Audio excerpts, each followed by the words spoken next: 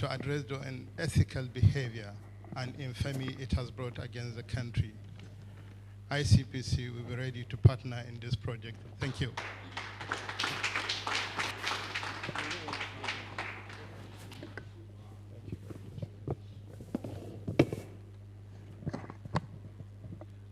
Did we hear what he said? That ICPC is ready to partner. Can we clap for them, please?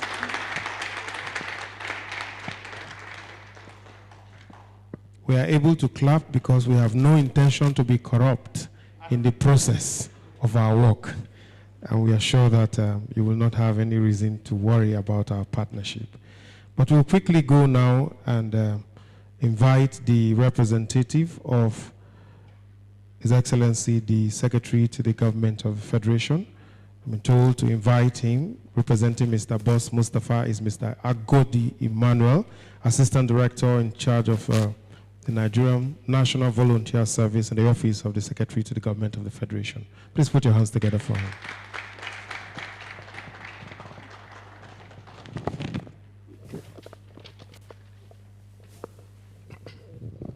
Good day, everybody.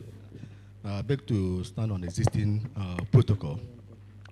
I work with the Office of the Secretary to Government of the Federation, and my department is Nigerian National Volunteer Service.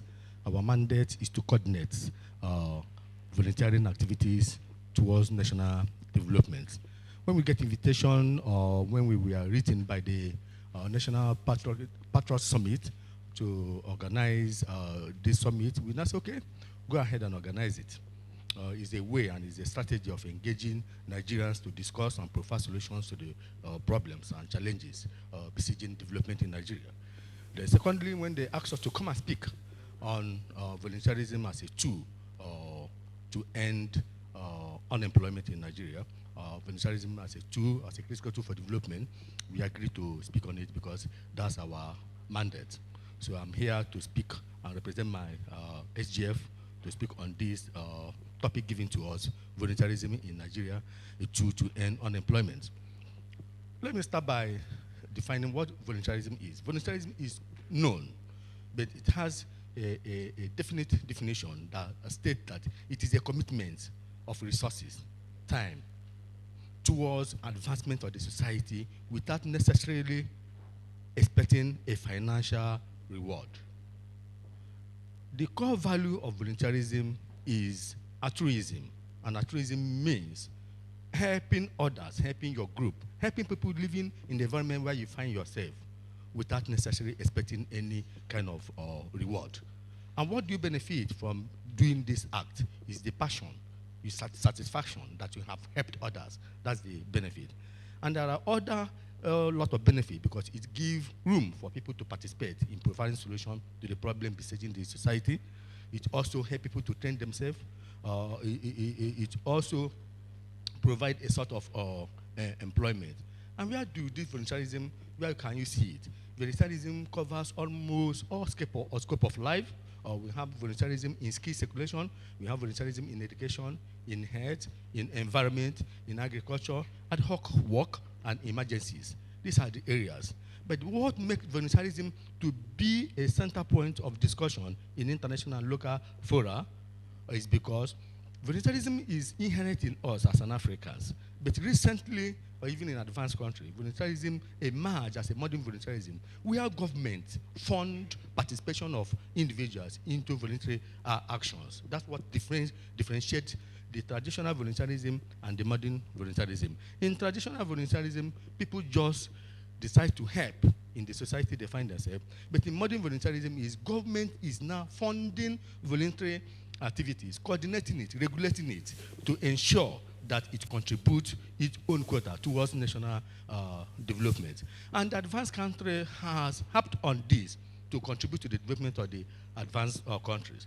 And then the developing countries, where Nigeria belongs, have now recognized volunteerism because of this benefit, because of this benefit and areas of interest. Then the government of Nigeria recognized volunteerism as a critical tool for development.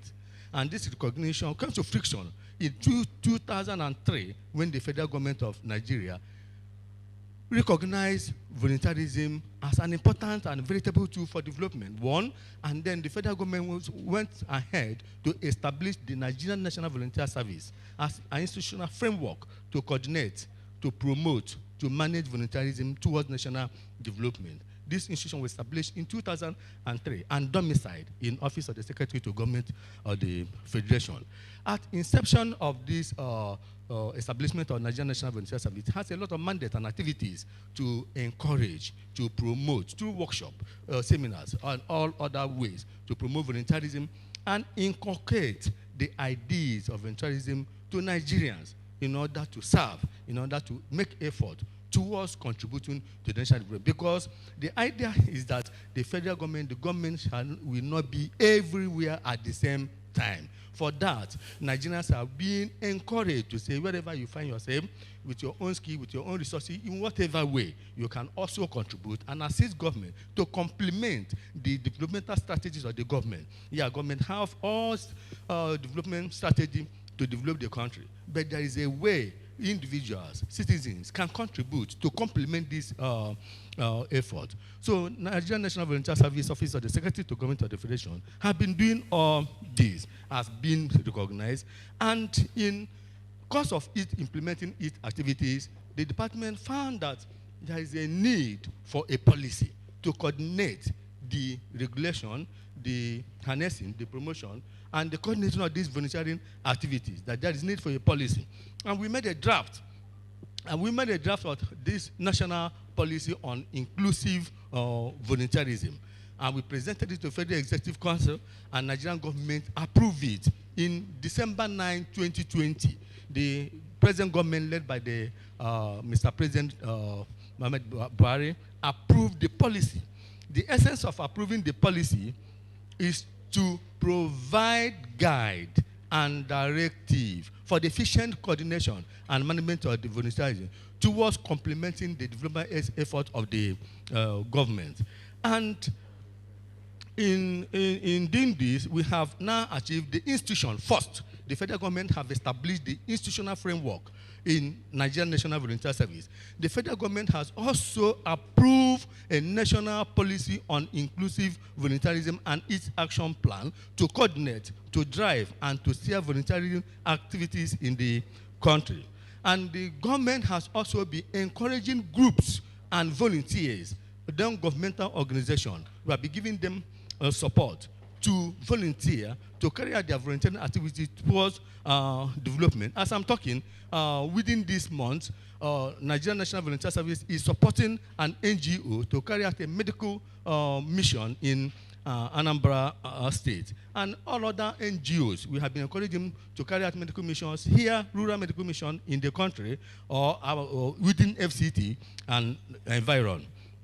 And how do we do this? We also reward volunteers. We also reward volunteer group. The most important thing we use to do to support volunteer groups and volunteer actions is that we provide and facilitate that they were not the materials, the medical supplies and equipment and other things are being waived. The import duty are being waived for them because we process the application to Ministry of Finance so that they will get a waiver certificate to bring these goods and supplies for sake of volunteering activities, for sake of medical mission, education mission, and other missions that have to do with the betterment of the society. Then we also collaborate, the Nigerian National Volunteer Service collaborate with the United Nations Volunteer Program in Nigeria, Voluntary Service Overseas of the British government, and all other development partners, and the indigenous non-governmental organizations. We collaborate with them, especially with the ECOWAS Volunteer Program, where the volunteer institutions of the 15-member ECOWAS nation meet to chart a way how volunteerism can contribute to the developmental challenges besieging the ECOWAS sub-region. Recently, because of the approved policy, the federal government, through the Nigerian National Volunteer Service, we are going to launch the national database. The national database will prefer a registration platform for volunteer group individual to register as a volunteer, where the profile of the volunteers will be stored and aggregated. And then we also register the volunteer group, the international volunteer group, the national volunteer group that are working in the country, because we have the mandate to regulate them. We also register them. And most importantly, we are going to register all the volunteer programs and the projects that is currently being conducted and currently being implemented in the country. If you hear United Nations Volunteer Program in the country, they have a lot of volunteer program in the northeast, in the northwest Kano, southeast Enugu, but it is not to the public knowledge that United Nations Volunteer Program is running a lot of volunteer program in the country. You may not have known of voluntary service overseas by the British government. They have a volunteer program on livelihood and empowerment in Southeast, in Southwest, and Northeast. These are the volunteer programs. We are going to capture them under the database and get the profiles of Nigerian volunteers and match them.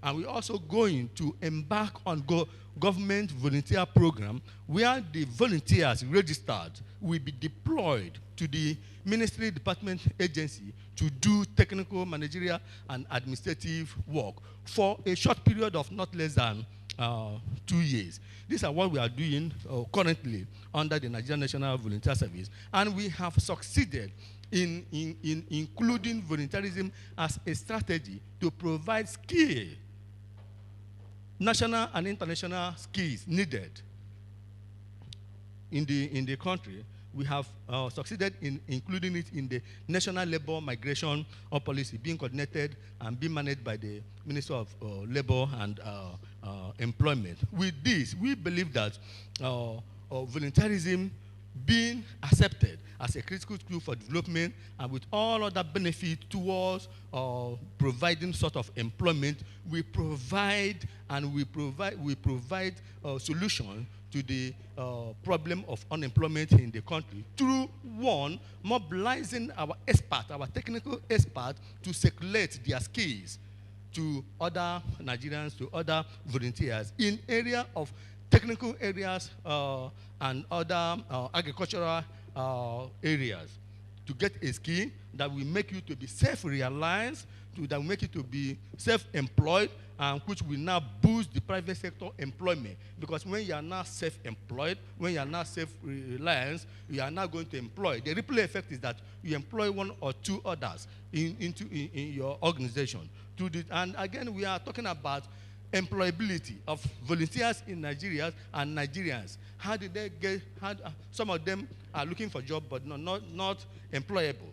We are trying to make use of volunteerism to make them employability by giving them necessary skills that will make them acceptable in the labor market. With this, we are now envisaging that the use of volunteerism to end unemployment in Nigeria, there is a lot of prospect on it, and we are believing it is going to work, and we are trying to do this work through collaboration with NGOs like the ones organizing this National Patriots Summit, and we encourage other NGOs to collaborate with the Nigerian National Volunteer Service in area of skill circulation, skill acquisition in agriculture, in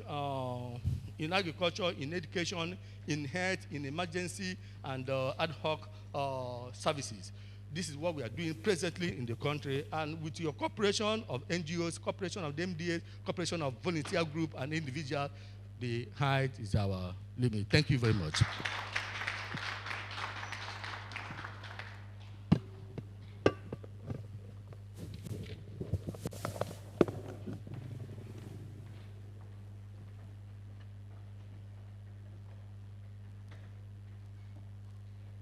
Excellency, I think we can appreciate him with another applause. Thank you very much. We have a few other people who will be joining on this side of the microphone. I know that we have Enenche. We also have Victoria Adilawa, who is a poet, and we will continue to do this together as we move on. But we will lump a few things very quickly. I want to tell us that we will get to the point now where we just quickly do the unveiling of or the launch of our program, but I'll invite Ambassador Phil Roberts, the team lead for the National Patriot Summit, to just come quickly, give us an overview, and then I'll invite the others who will speak, and we'll just do this unveiling quickly. Please put your hands together for him.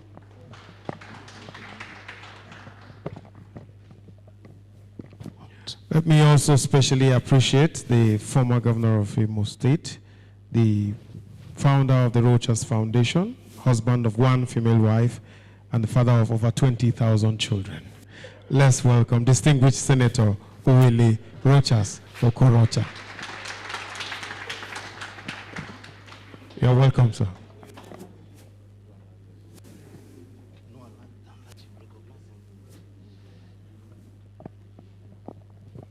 We also want to specially recognize Engineer Noah Danladi. Please put your hands together for him.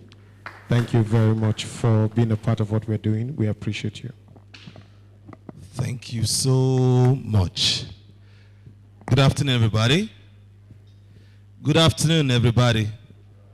Yeah, I know we've been sitting and we've been talking and talking and talking. And I'm going to stand on the protocols that has been laid. But my heart is so filled with joy as the Nigerian youths today better the dream, and we are glad that we've seen this dream coming to pass. We want to thank our fathers in the house. Words fail us to express how happy we are to see the chief servant himself grace this occasion, and also my personal father, Rochas Okorocha, Senator Rochas Okorocha, my boss in the African Union, and the man that has been spending billions of naira to support talent all over the world. That is Engineer Noah Danladi. He's done so much. And serious thank you to the Nigerian National Volunteers Network. Thank you for endorsing our program. And the ICPC. So I want to plead with everybody in the house. Since ICPC has officially in this place endorsed this program, so you now know that this one is genuine now. No be so. So the sponsorship and the partnership that you can now bring to us is now built on a stable of integrity. So please, can you help me celebrate my brothers from ICPC? Okay, so the 1 Million Volunteers Network was designed by young Nigerians. And after the EndSARS, we started sitting down to look at what do we do to bring more love for the Nigerian state, not the Nigerian government. We took our time to speak to quality Nigerians like you, the ones that we could meet, the ones that understood our plight, the ones that understood that we are not politicians, the ones that also understand that this is not a political project, and they bought into the idea. Though a lot of them also turned us down because they felt that it is one of those youthful projects. A lot of them also asked several questions like, who is bankrolling you? Whatever you have seen in this hall today, the beauty, the glamour, the integrity, the quality of men and women you see in this house today was efforts of the Nigerian youth.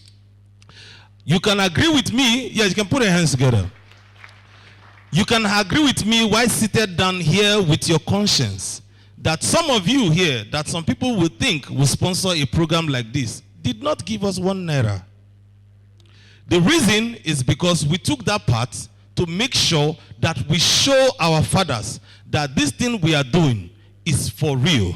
And we wanted them to see how far we can go so that they will now see that we are now serious and they can now decide to sponsor us. So, can you help us put your hands together for the men you see here that is going to be sponsoring this project? What will not allow us, if we don't appreciate, as far as I'm concerned, the biggest patriotic volunteer in the house. When we kickstarted this project, after the EndSARS, we've been discussing and we went to meet him to explain what we want to do with the National Patriot Summit, which is our tool to launch the 1 Million Volunteers Network. And we said we needed someone that can help us take this message to the quality of men we see here so that they can understand and not see it like one of those kids' projects. He's done a couple of projects in the United Nations and all. He decided to leave a couple of what he was doing to help us build the integrity of this project. And he spoke to a couple of people that now bought into this project. Please help the Nigerian youth celebrate no other person than Dr. Ejike Oji. I think he should even stand up. So Dr. Ejike today is crowned as the father of the Nigerian youth, as far as I'm concerned. And the rest of you here, like Senator Rochas, the chief servant himself, our daddy Modibo, are the grandfathers of Nigerian youths. So in just one word, the 1 Million Volunteers Network is designed to be in the 6 geopolitical zones of Nigeria. And the 1 Million Volunteers Network is going to be having volunteers who are professional and non-professional volunteers, skilled and unskilled volunteers, career and non-career volunteers. Whatever you do and you want to volunteer to make sure you support your country, Nigeria, you're welcome. Now, this is the concept. You can be a volunteer to clean the market in your village, and you take a selfie and say, I am a patriotic volunteer for Nigeria. You can be someone who decide that you want to be controlling the traffic in your zones. That's why we have the VIO here. I'm a special mayor of the VIO. And that was designed because we want to get more volunteers into the VIO and into the traffic section of Nigeria, so that if you can just take a selfie while doing your traffic control and say, I am a volunteer, I'm a patriotic volunteer for Nigeria. You can decide to clean the gutter in your environment, and you take a selfie. I'm a patriotic volunteer for Nigeria. I'm a product of volunteerism, and I believe if we encourage young Nigerians to come into this volunteer project, build capacity and design the framework with people we have here, we believe volunteerism in Nigeria will become something that everybody will love to be a volunteer. Before we launched the 1 Million Volunteer Network, we designed a song by the Nigerian youth, which is titled, We Are Standing for Nigeria. Now, this is the first phase of the project, which is the National Patriot Summit that we're having here. And after this, from March, we're going to be moving to the 6 geopolitical zones with this song titled, We Are Standing for Nigeria. And we are going to be mobilizing millions of youths through that song and a concert to bring them into the network, register them, orient them, connect them to several places where they can volunteer, and also going to be paid through volunteerism. So to build this framework, we need you to come on board to help us be part of this project. So today, on behalf of Nigerian youths, we're going to be launching the song titled, We Are Standing for Nigeria, and after which, we're going to be handing the mic to Ben Udiri to bring the dignitaries to launch the 1 Million Volunteers Network. Now, this song was designed because we felt it's a message that needs to build into the hearts of Nigerian youth. When we visited His Excellency Governor Rochas Okorocha, Senator Rochas Okorocha, he said a lot of the people he saw on our flyer are people that are dead who have done so much. And he believed that after the National Patriot Summit, a lot of you or a lot of us that are alive will be on the next program. Our faces will be as Patriots of Nigeria. So, if the media can play the song, and I'm going to be singing it live, and I would know after this song, you're going to build new love for Nigeria. Increase it a little. Arise, O compatriots.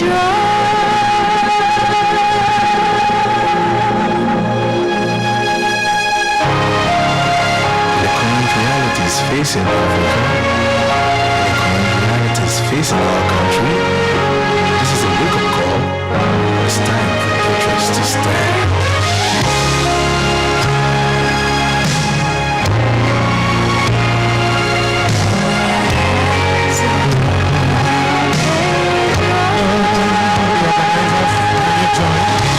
Many years have come and gone, but you've always stood tall.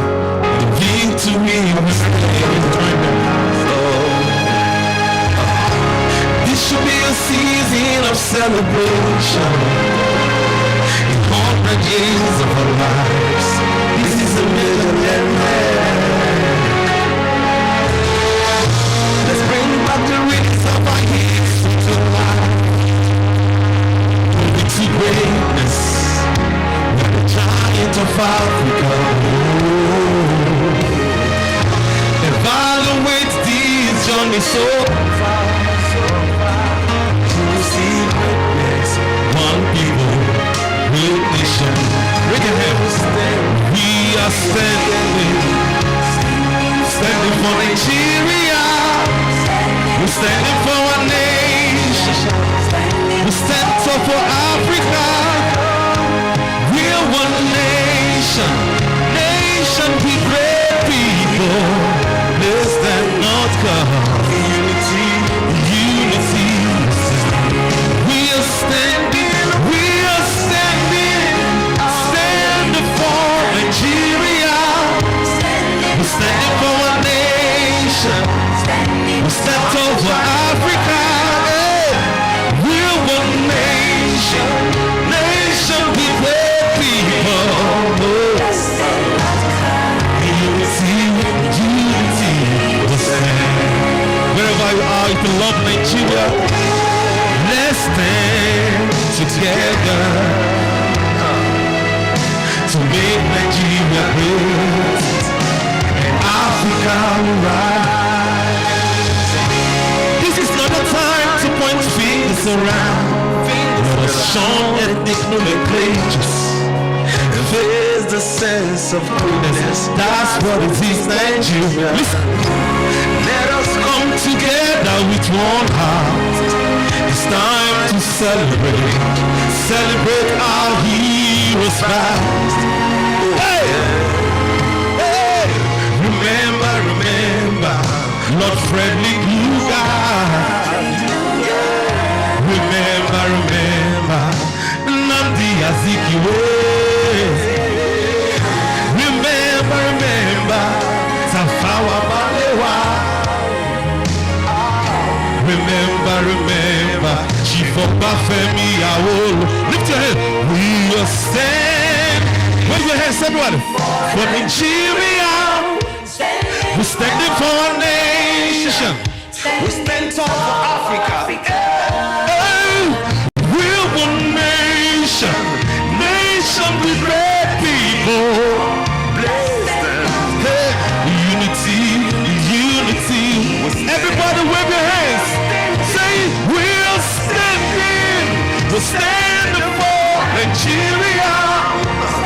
We're standing for our nation. We stand tall for Africa. Hey, we're one nation with great people. Blessed and not God. Unity.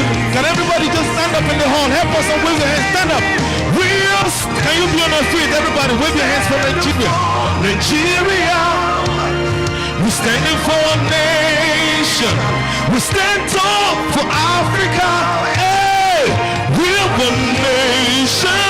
Nation with great people. Blessed. Unity. You and I can live together.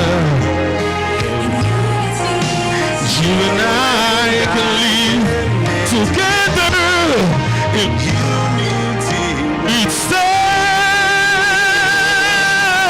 one love, Nigeria. One love, Nigeria. Unity, Asata. Thank you so much. Congratulations.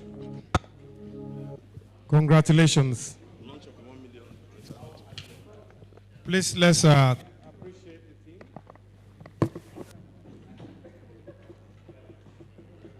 clap for them, please. Let's appreciate this wonderful team for doing a great job at putting all of this together.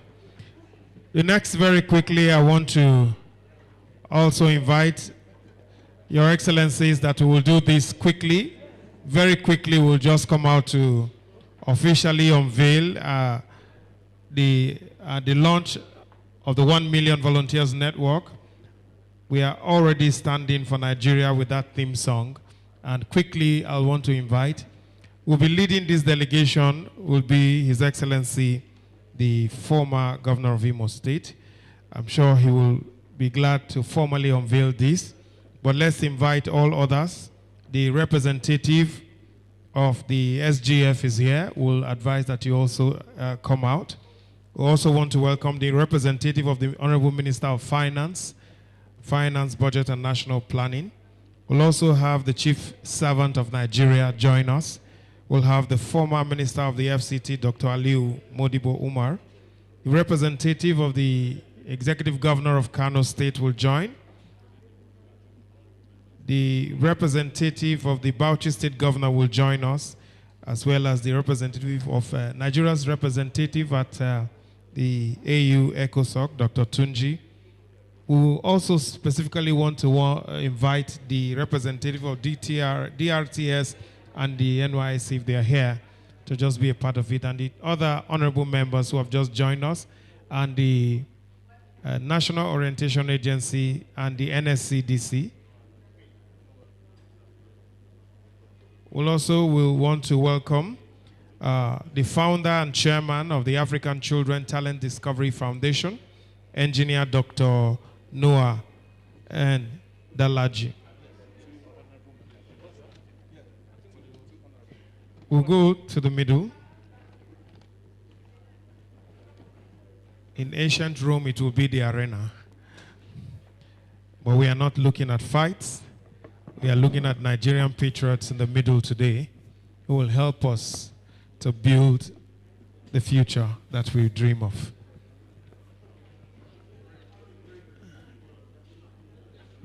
Madam Queen, you can join. No? Please, Queen, come and join. This is important. If we have a core member in uniform, come and join.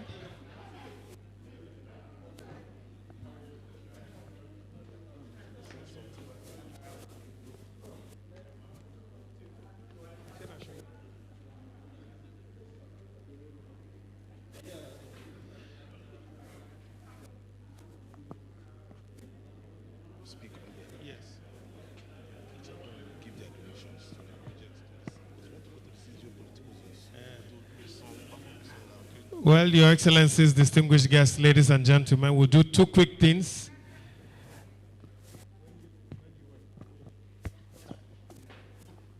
We'll just,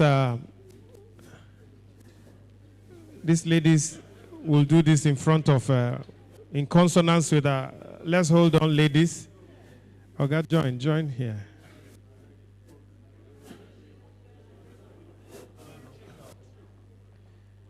These ladies will join and they will leave. This is significant because we are taking this to the 6 geopolitical zones. We are hoping to perform this song in every state of the country. I don't know how we are going to do that without the support of these people who have come out here.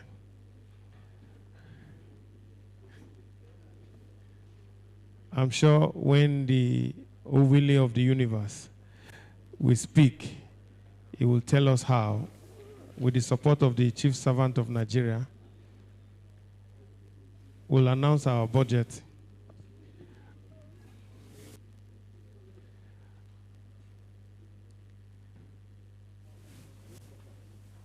Can the Queen join them? So what we'll just do quickly, these two ladies will help unveil the banner, and then we'll allow the former governor and distinguished senator to help us open up with a speech.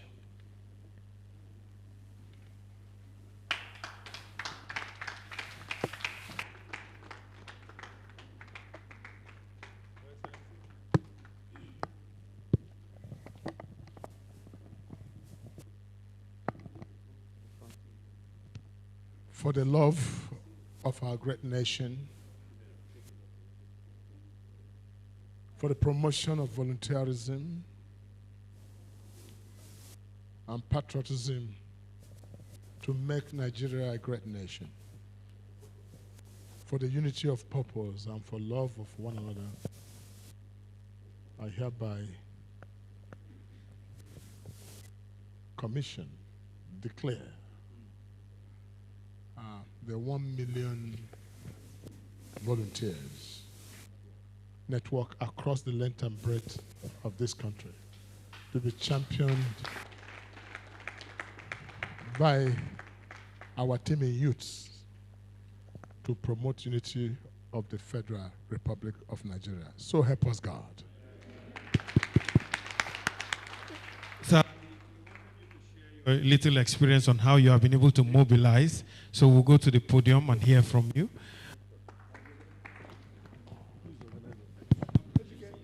Thank you very much.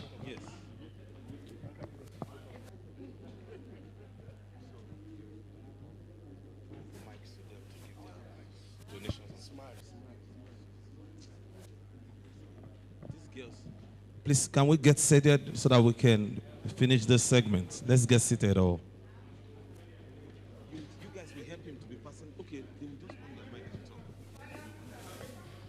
Well, sir.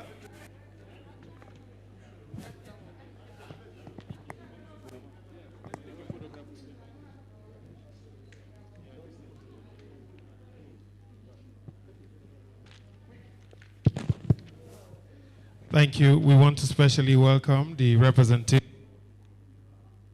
of the Commandant General of the Nigerian Security and Civil Defense Corps, Deputy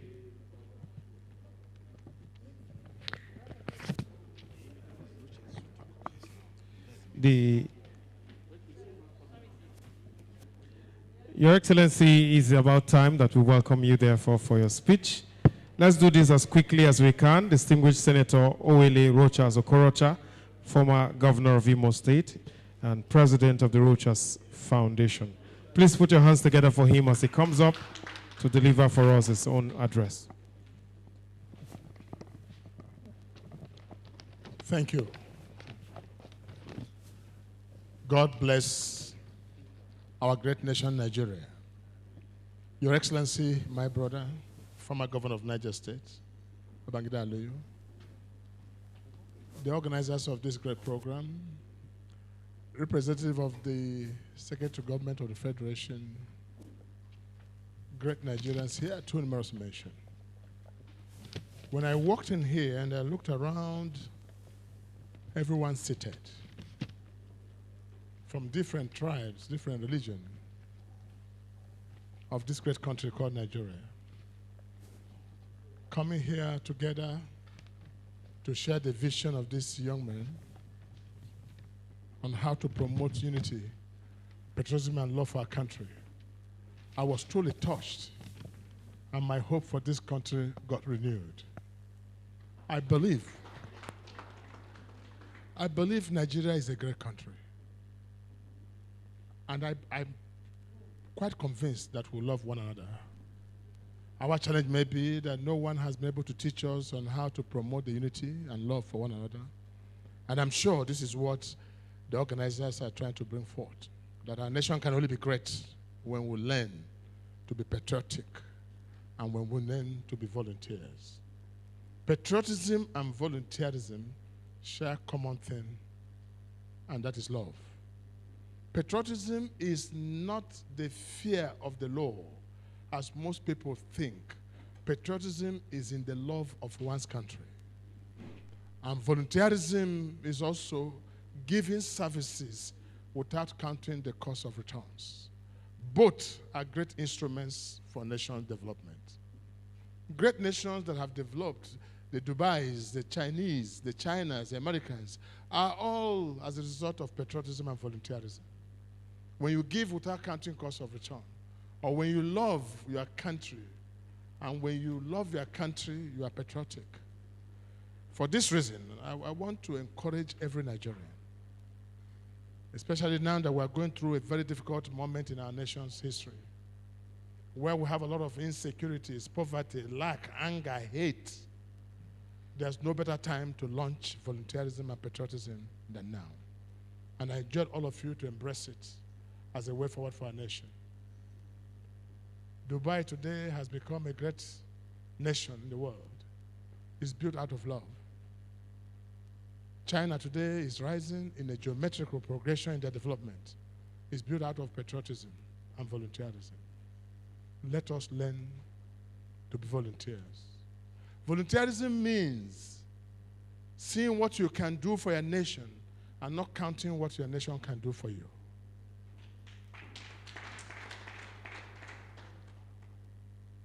Patriotism means standing to die for your nation if that can make your nation great.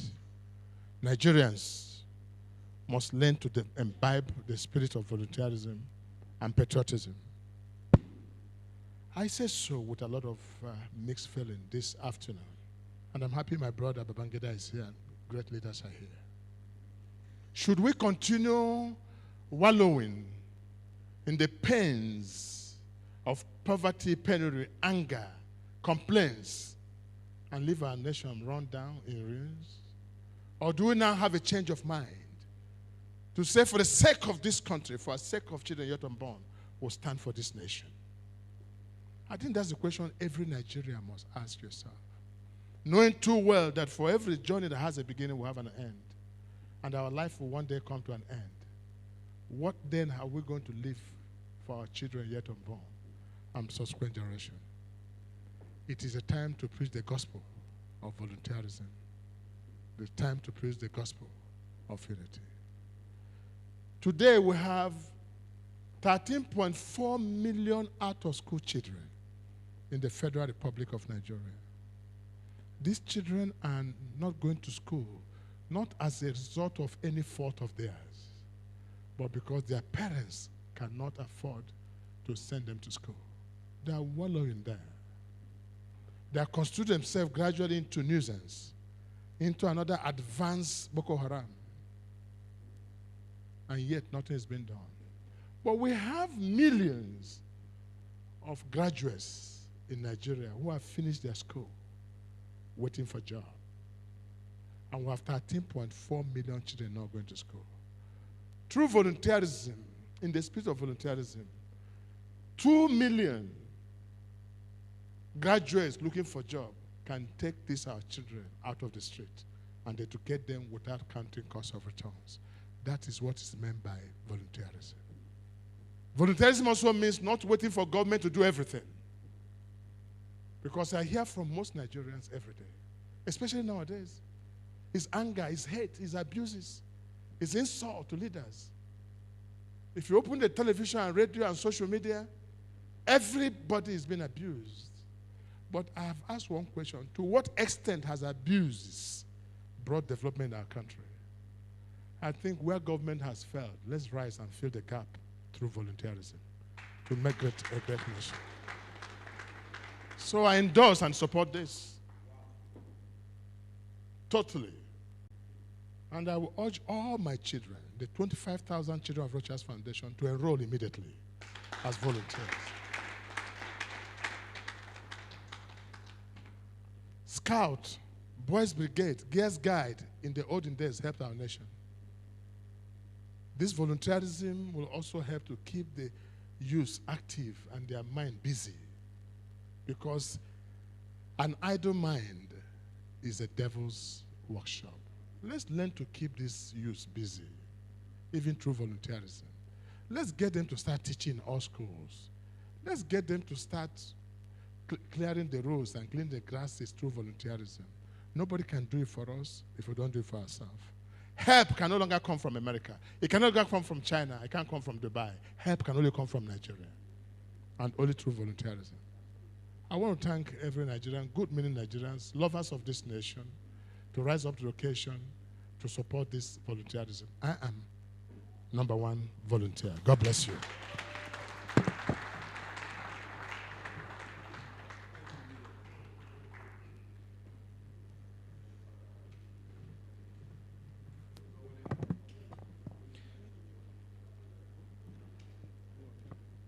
Thank you very much, Your Excellency. We appreciate you for your commitment to this, and we know that this will go a long way in supporting us. Thank you.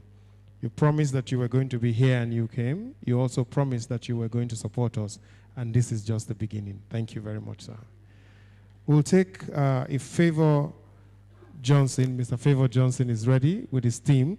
Let's get them quickly as they talk to us in another way with the I Am a Nigerian song. Please put your hands together for them as they come out.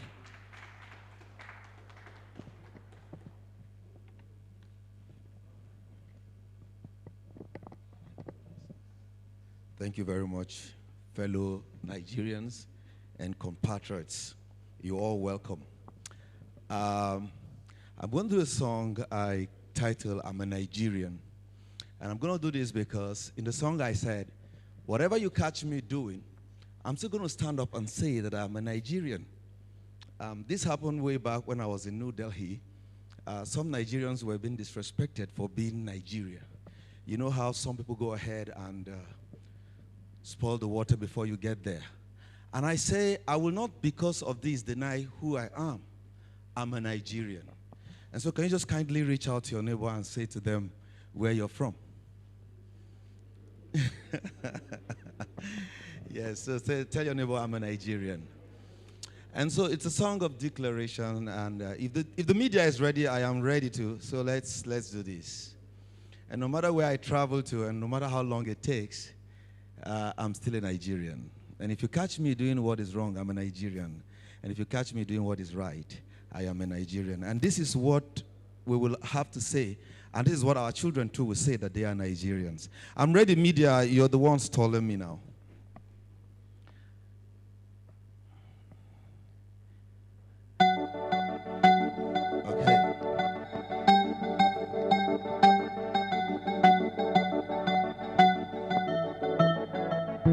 If I will live 1,000 years, I will say one word until I die. If I travel 1,000,000,000 miles, that word will come off my strides. If you catch me doing wrong or right, the same word, for sure I will get so right. And if you ask me, friend, where I'm from, I will clear my throat to crack my voice and say, I'm a Nigerian. That's what my mama says. I'm a Nigerian. And that's what our father said for us. I'm a Nigerian. My treasure, my heritage, my pride and fantasy. One heritage for all. I'm a Nigerian. Yes. Favor Johnson. Stand up for Nigeria. If I would speak or light up a candle, if I must say one word, I want to hear my children say, is that I'm a Nigerian. My papa is Nigerian. My sisters are Nigerians. My brothers are Nigerians. And I will treat them right. I will love them right. For them I will fight. I will love them more. Cause I'm a Nigerian. Stand up for Nigeria. Stand up for Nigeria. That is the theme of this program. Come on. I'm a Nigerian. I'm a Nigerian. Let's put our hands together. Come on. We are Nigerians. We are Nigerians. I'm a Nigerian. I'm a Nigerian. I'm a Nigerian. I'm a Nigerian. Listen, this is my song of unity. Let's come together and be one Nigerian. This is my call for unity. Let's come together and be one Nigerian. I'm a Nigerian, and that's what my mama says. I am a Nigerian. That's what our father said for us. My treasure, my heritage, my pride and fantasy. One heritage for all. I'm a Nigerian. I'm a Nigerian. We are Nigerians. We are Nigerians.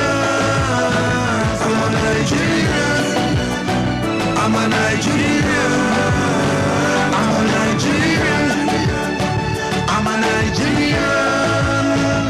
We are Nigerians. Come on, Nigerians, put your hands together for yourself. We are Nigerians. Thank you. Initiative for Patriotic Nigerians. Favor Johnson says so. Rethink Nigeria.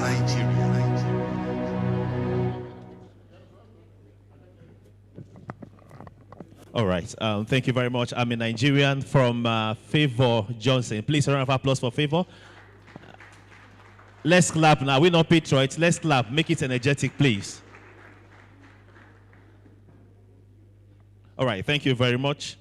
To you all here, we sincerely appreciate your presence here, talking about Patriots, talking about our National Patriot Summit. Before I proceed, my name is Enenche. I'm here in solidarity and also to identify with the ideas that has brought us here as a people. Please, I'd like to announce at this point that we'll have a lunch, food will be served, and make sure you eat what you understand. Thank you very much. You know, nationalism is the act of running and standing, building a nation, while patriotism, to me, my own definition of patriotism, is standing by your country, even when standing makes no sense. And here this today, we are talking about our national patriot because the future truly belongs to patriots and not politicians. They may be politicians physically, but patriots, people who are patriotic and have the heart of a patriot. We are going into the panel discussion, but before then, like it has been announced earlier, there will be food will be served. You know, if you check the continent of Africa, from Rwanda to Congo, to all those spots where you have all these fights and civil wars, you discover what really happened on these shores of all these parts of this African continent was colonialism, by extension slavery. Because when the colonial masters were going, they actually invested in those things that actually tells us how divided we are. Understand? So we are talking about national patriots. We have lived our life around these ideas, and we have seen where they've taken us to as a people. But it's time for us to look differently and also to act differently from the generation before us, if truly we are going to achieve the ideas that has brought us here this afternoon. As we are talking about patriots, we also like to stand with the patriots in Tanzania, so wish them happy independence today. Tanzania is 61 years old. The National Patriot Summit, we are Pan-African. Let's clap, we are Pan-African movement. So thank you very much. We are going to panel discussion now, but I want them to, like, when they finish to come in and just engage. Okay, Dr. Ejike, are we good to go? All right, at this time, the panel moderator, please join me as I welcome a Pan-Nigerian, a Pan-African, a man with rich developmental credentials. Please join me as I respectfully welcome Dr. Ejike Orji to the microphone. Please put your hands together for him.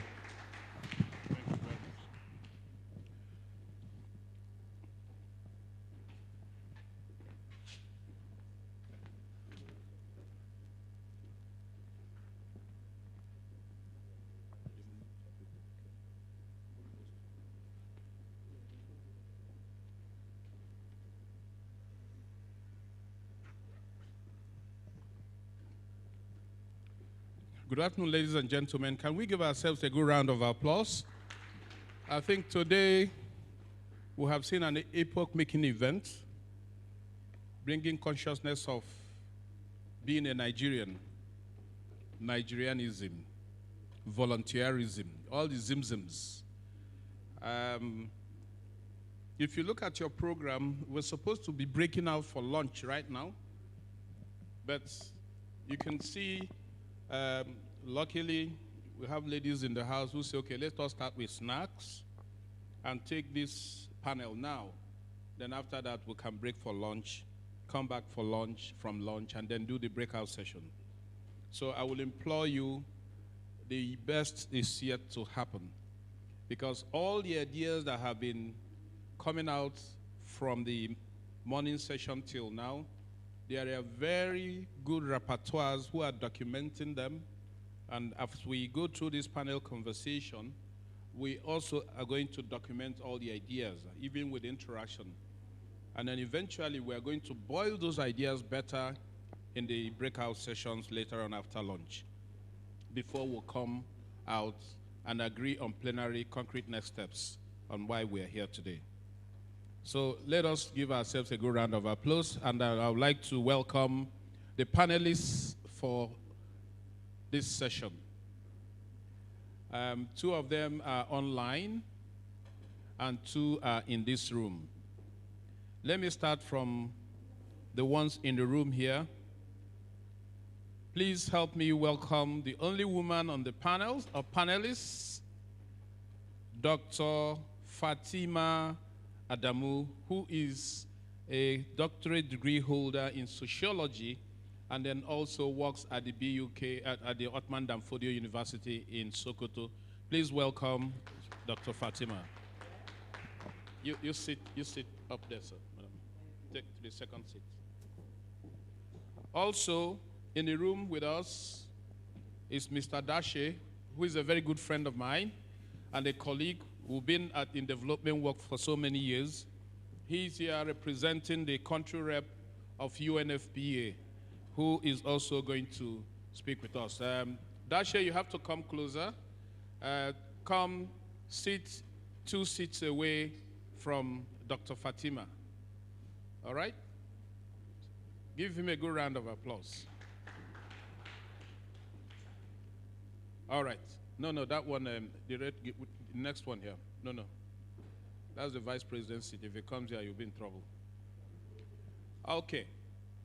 Also joining us online, the gentleman has been online for the past 4 hours, being part of this wonderful occasion today. The man that has given us the platform to stream what we are doing here internationally is no other person but Comrade Alistair Showode, who is the MD and CEO of Ben TV. Alistair, wave some hands so that they know you're there. Thank you, Alistair. God will bless you wonderfully. And then also joining us online, I hope he has joined, is Professor Pat Utomi. Professor Pat Utomi, are you online? Give a good round of applause. Change the battery pack. Who is changing his battery pack?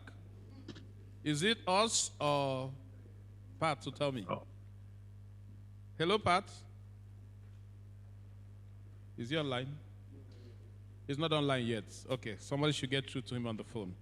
But let's start with the people that we have in the room and Alistair. Maybe we should start with Alistair. Alistair, are you ready to go? Let me give you this topic this fine lady and gentlemen are going to be talking about today.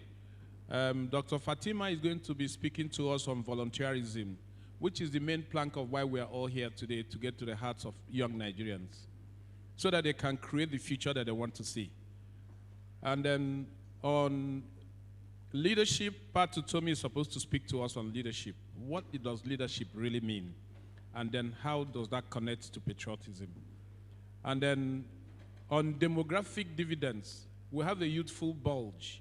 We're in a demographic crisis in the country right now. How can we transit from demographic transition to dividend?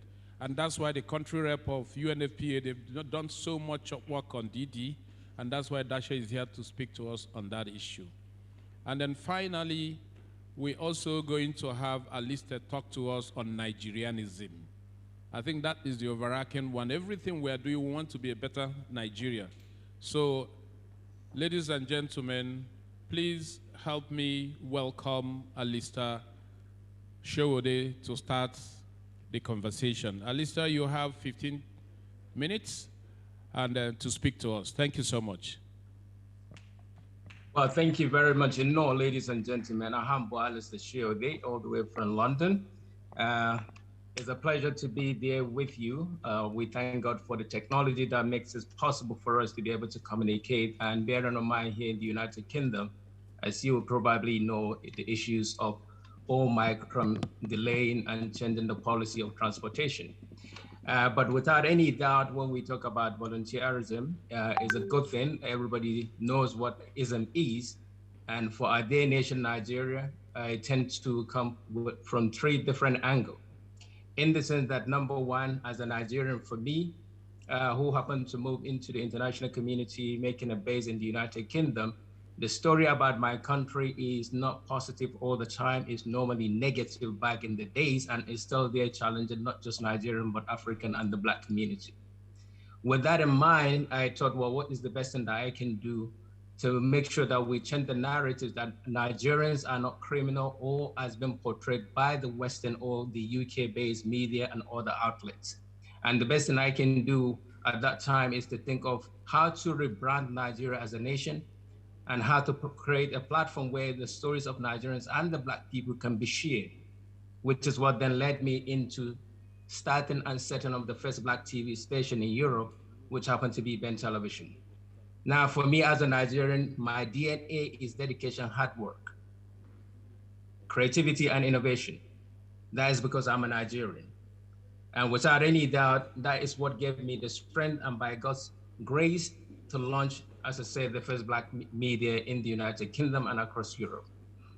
Being going and still strengthening our community and our nation. And with that as well, then it meant that now with this wonderful project and initiative that has been led by Dr. Orji, which is in terms of volunteerism, I want to quickly add that volunteerism is not just as been presented. Volunteerism allows people to meet new friends, know new skills, learn new skills, be able to learn new working experience, and hopefully even secure a job if you happen to be doing your volunteerism through an organization or through a ministry or companies. So it definitely gives you an opportunity to learn new things around you.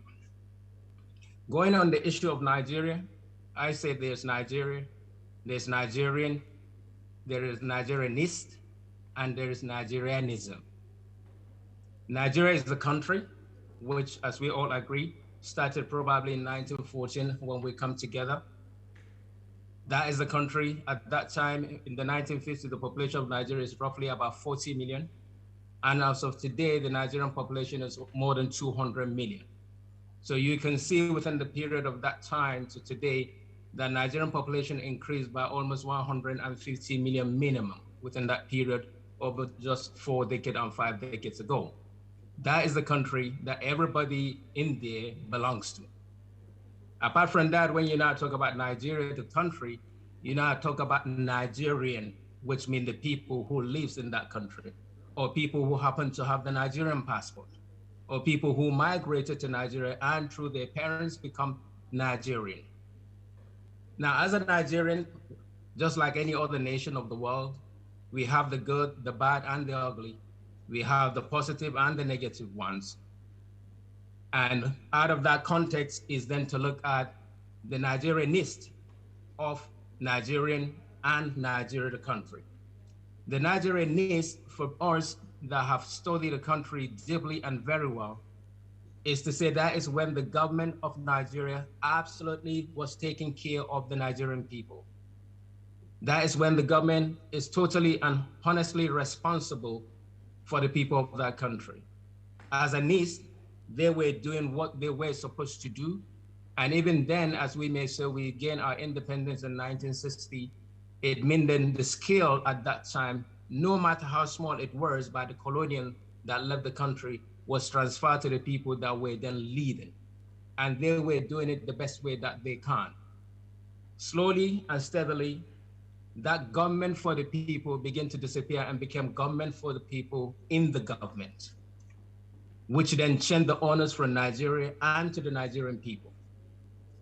Finally, as we begin to learn, something that emerged not just within the Nigerian context and the Nigerian nation, but across the African continent and in the international community, something now called Nigerianism.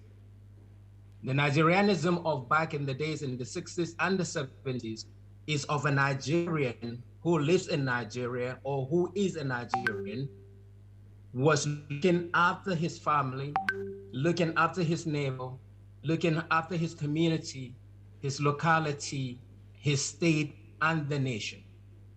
And that is then what really provided and created in Nigerian the patriotism that we're now talking about. Slowly, to me, and as somebody who has lived in the international community for more than 2 decades, working within the industry that brand and dismember people's image in terms of media for more than 2 decades, allowed me to really become an expert in that industry. What is a nation, what is a community, and what are the people? So as a Nigerian, when you now talk about Nigerian people outside the country or in the country, people begin to think about different things that makes a Nigerian behaving in the habit of Nigerianism. And what does Nigerianism means as of today? The brand of the Nigerian image is not taken lightly in the international community, neither is it taken lightly even in the hall where we are all seated and sharing this information. Everybody would think that the next person next to him is not there genuinely, or is there just to gain something for himself, which really we need to change as a nation, we need to change as people. And on the issue of this volunteerism, we need to key into it in going back to the days of when a Nigerian is looking after his neighbor, looking after his community, looking after the benefit that occur in his state and for the benefit of the country called Nigeria. We need to look into deeper actions of our own leaders. I'm a mentoring commander of International Mentoring Corps, Nigerian Mentoring Corps, which is a Nigerian in diaspora mentoring corps, basically working constantly to mentor the youth and people who want to go into diverse business from politics to leadership. We're talking about management. We're talking about how we can bring our youth together to learn and become a better and a stronger Nigerian person within the nation called Nigeria. We need to change the understanding of what Nigerianism is to ourselves and to our neighbors and to the international community.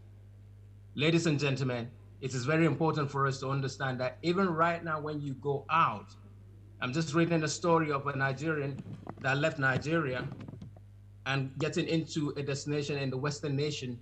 He was stopped not to continue his journey because they did not believe the document he was carrying were genuine, were honestly obtained by him going through the normal process that allow him to have that certification. We need to change that. We need to be realistic and say, this is who we are. The Nigeria of the 60s, of the 70s, all our leaders in that room would testify and say, Nigeria bailed many nations across the African continent. Nigeria was the one that gave the seed to many Asian countries to develop their agricultural products. Nigeria was even supporting some Emirate countries back in the days. What happened? How did we lose our brand, our integrity, not just on the African continent, but in the international community? We need to go back to those bases that allow us as Nigerians from Nigeria to portray and give out this word called Nigerianism, which is to look after not just you, but your neighbor and help other people who are in need. And this is, again, what relates Nigerianism to volunteerism, in the sense that you volunteer your time to help other people, not because of what you're going to gain, but because you are a Nigerian from Nigeria, which is the country. And people used to respect that country called Nigeria. They used to respect a Nigerian because why? They know that you came to help. They know you have the ability to help. They know when you mean, you will, you deliver. But right now, Nigerianism is not as it used to be. We talk about our institution, we talk about our citizens who are around the world performing wonders. We celebrate them and say they are Nigerians. And I want you to know, yes, they were either born in Nigeria, brought up in Nigeria, and then moved to another country, and I give them the ability and the capacity for them to nurture that given talent that God has put in them because they're Nigerians. Nigeria technically is in the middle of the world. Look at the world map, especially right now that we're seeing the maps of the world are not what they portray to be, because African continent as a map is the right map that has always been when people try to make the African continent look so small. And it's the same way that Nigerians, with your DNA, with the natural resources that God has put in that country, for us to go back into what is leadership, what is political will, change the stories of our dear nation, of every Nigerian, so that our Nigerianism will go back to being positive, to go back to being hardworking, to go back to be somebody who's looking after his neighbor, not just himself. We need to reduce the tension of Nigerianists, which means those in government not looking for the people who put them in government, but looking after themselves. This needs to slow down. This needs to be stopped. This needs to be eliminated. For our youth to become good role models, our leaders must show them the way, not just everybody hoping that by becoming electable, that is my freedom to gain my respect in the committee of nation. And then rather than looking at the people that put them there, they became rather untouchable, unreachable. So for me, the word Nigerianism is everything positive, everything hardworking, everything that allow you to shine.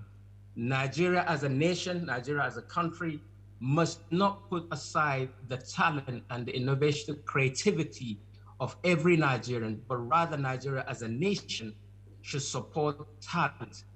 Because the people that we celebrate in Nigeria, honestly, based on research and statistical information, you find out that they became who they are, not because the country actually support them, but because they nurture and run independently to become who they are.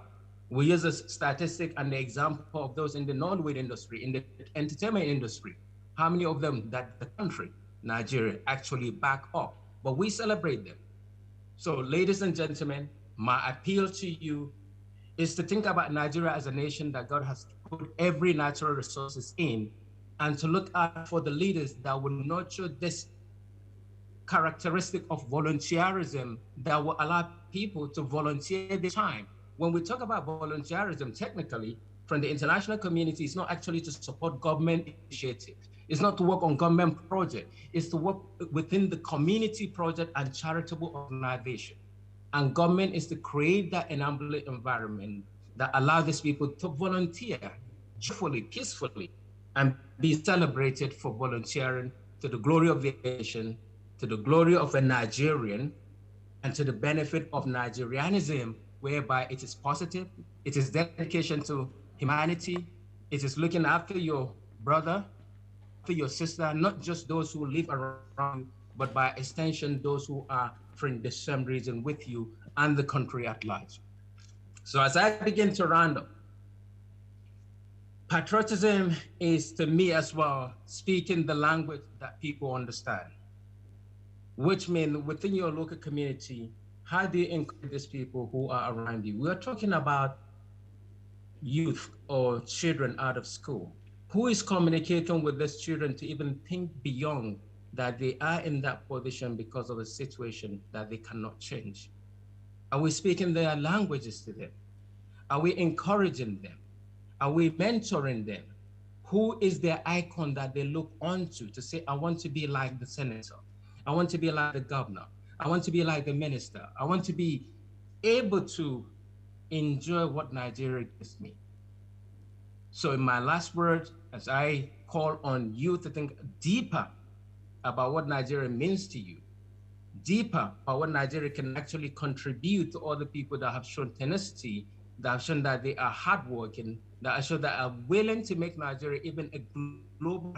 What is the nation doing and what are the leaders doing to make this thing happen? Because of that, ladies and gentlemen, I have to add this into it. Wannan abubuwan da muke magana daga arewa, daga kudu, da international unity, dole ne in yi magana kaɗan a Hausa. Me ya sanya? Saboda in muna maganan abin da ya shahe mu a Najeriya, ya kamata mu tunanin cewa me Najeriya ta yi mana, kai kuma me kai ma Najeriya. Najeriya ƙasar mu ce.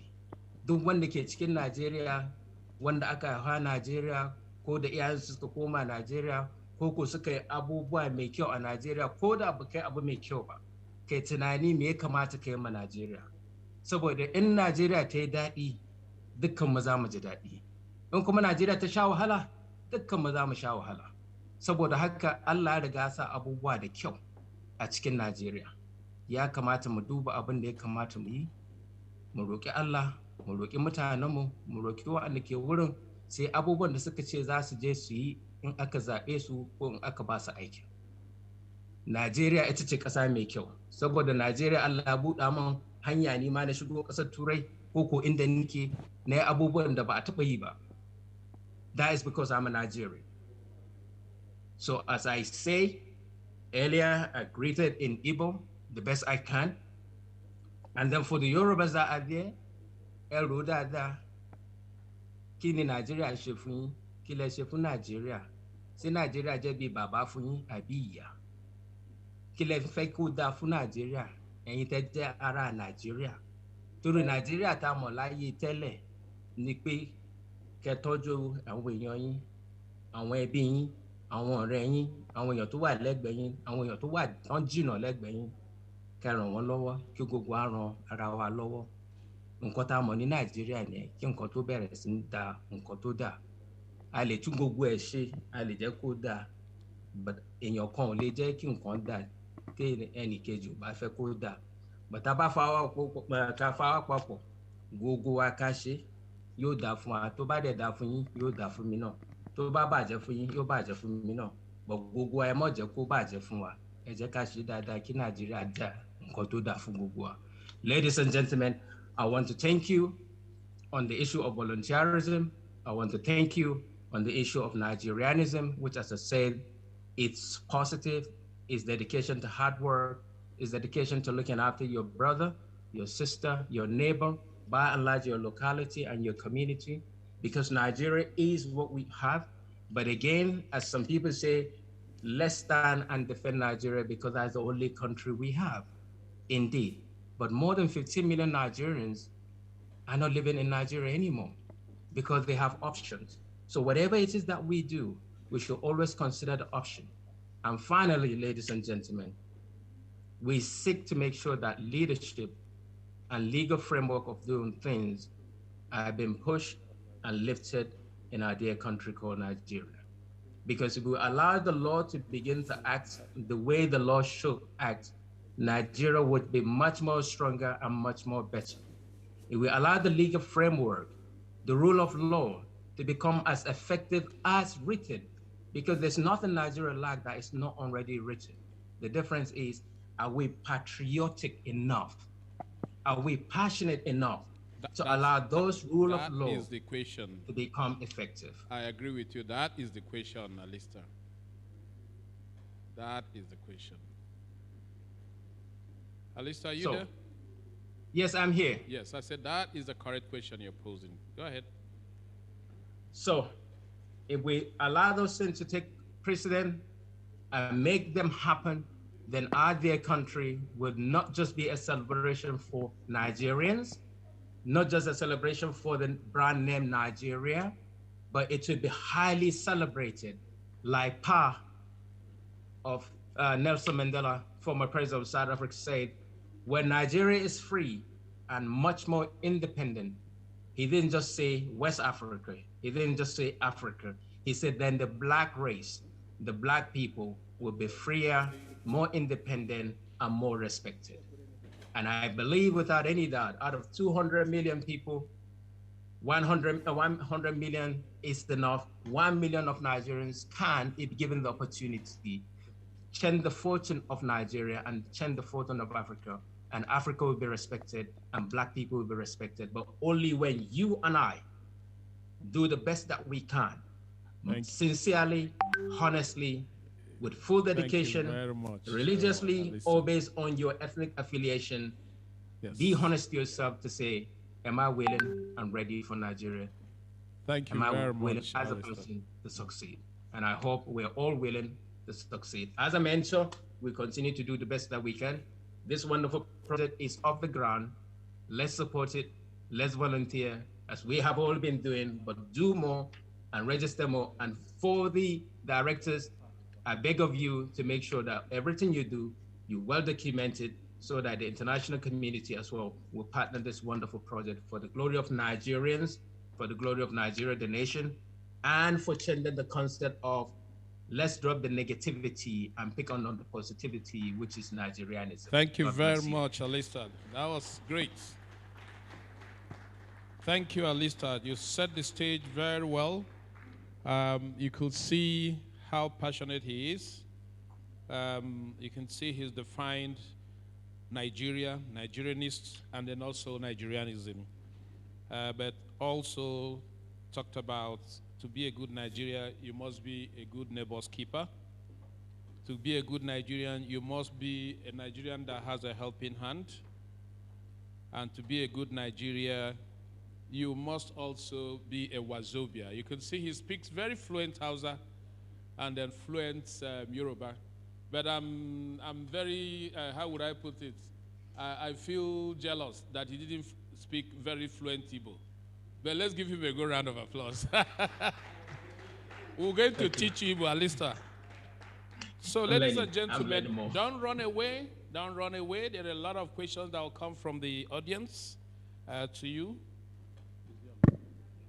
Okay, I would like to quickly recognize before we invite one of the speakers in the room, before Pat logs on, is Honorable Idris Bello Eneye.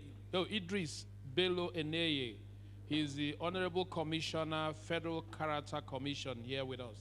Could you stand up for recognition, sir? Where are you? Oh, thank you very much. You're welcome, sir.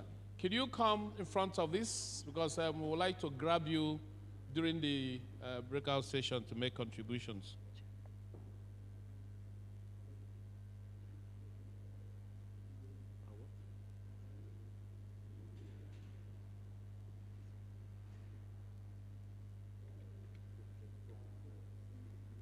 Okay, I've just been informed. Give ourselves a good round of applause. That 24 states out of 36 are connected and listening to what we're saying in this room. So we are truly Nigerian, aren't we? Give them a good round of applause for making sure that happens. I will quickly invite my good sister, Dr. Fatima Adamu, who is going to speak to us on, you can stay there and talk, who is going to speak to us on volunteerism. Please give her a warm welcome as the only woman in the room speaking. So you can sit down. You can sit down. Just okay, come here then. Okay, come here. Come here and stand. Give her a good round of applause, please.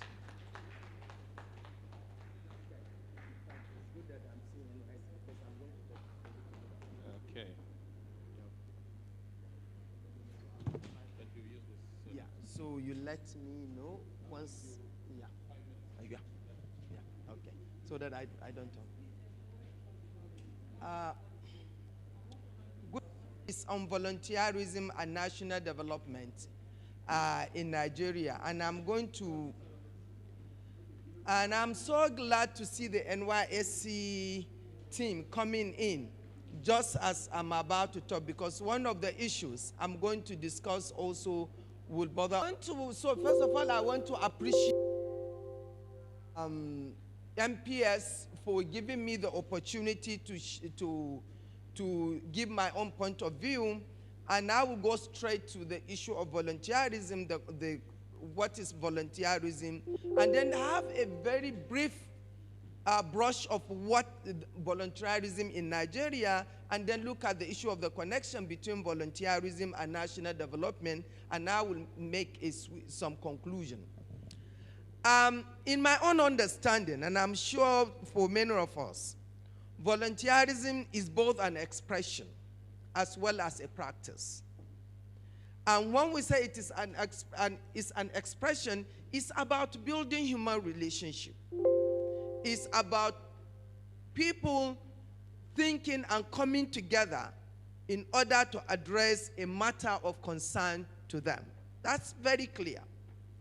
Of course, there is that feeling, the need to do something, and that is the expression, the need to do something. And of course, there is the practical side of it, and that is the taking action. People coming together to address a challenge they think they have in their community, or they want to help others they have to address that challenge. So it is both a skills as well as the desire to do something. So it's not enough just to have the desire, but also you have to do something. And that is the important thing about volunteerism. And people, engage in volunteerism for different reasons.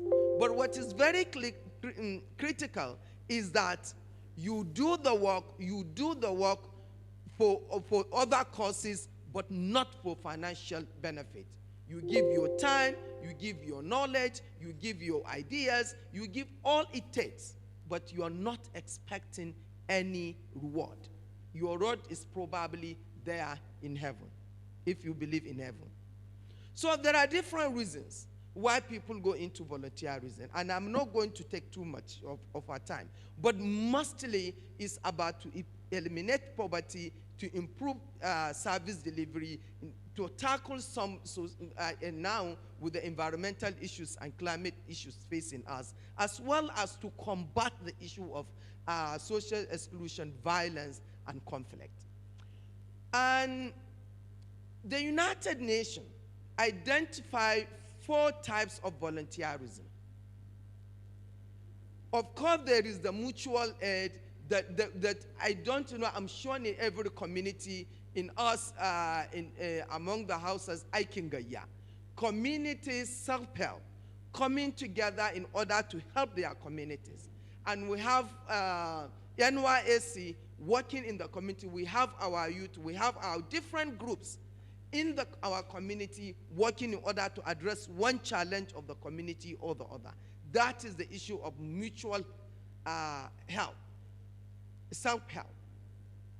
Then, of course, there is the philanthropy. That is the service to others. And we know there is corporate social responsibilities. There are those, some of us that have been in development work, and all of this. That is people coming together in order to and this is normally done through associations, through organization. One important, the third one, that I really voluntarily engaging in the political space and involved in the decision in order to hold those in authority to account. That is very critical, especially for the youth, because you are going to inherit the mess or the good deed they have done. So, and that is why holding them to account is very, very critical. Of course, then there is the third one the UN identified was the advocacy and the campaigning. And this is, from what I've said, from this 3 typology, you of the civic and campaign in order to bring the change that we all desire. Volunteerism is not new in Nigeria. It is part, and every part of Nigeria has a concept, meaning for it. It's something we are grown up with, and we are all engaged in it. Expected to ingrain in the child to grow up as a one single Nigerian. If I come across an Igbo, we share the same value. If I come across a Yoruba and Idoma, we share the same value. And unfortunately, that is very weak in Nigeria. And that is creating the problem of unity within us. I keep on asking people, what is that? Is it corruption? Is that our value? Because it's something every citizen will cherish. You all believe in it. Is it easy money? Is that our value? Because we cannot say it is hard work. Because those that are working very hard are probably the ones, for you to have a job, a good job, you don't need to work very hard. You don't need to work very hard. So what is it? What are we handing over to the youth as we're talking about patriotism, nationalism?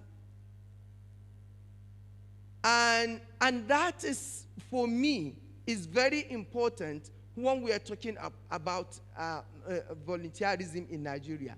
The need to that, for me, is a missed opportunity to inculcate that. And for us to have patriotism, we must address this issue. We are underutilizing the issue of volunteerism.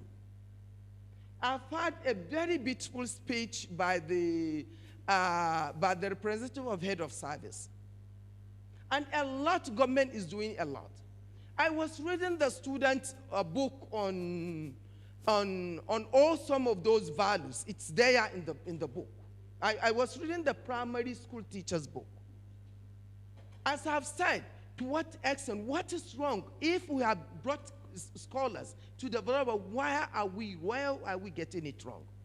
So, one of the important volunteering work we've recognized, we formalized, is of course the NYSC.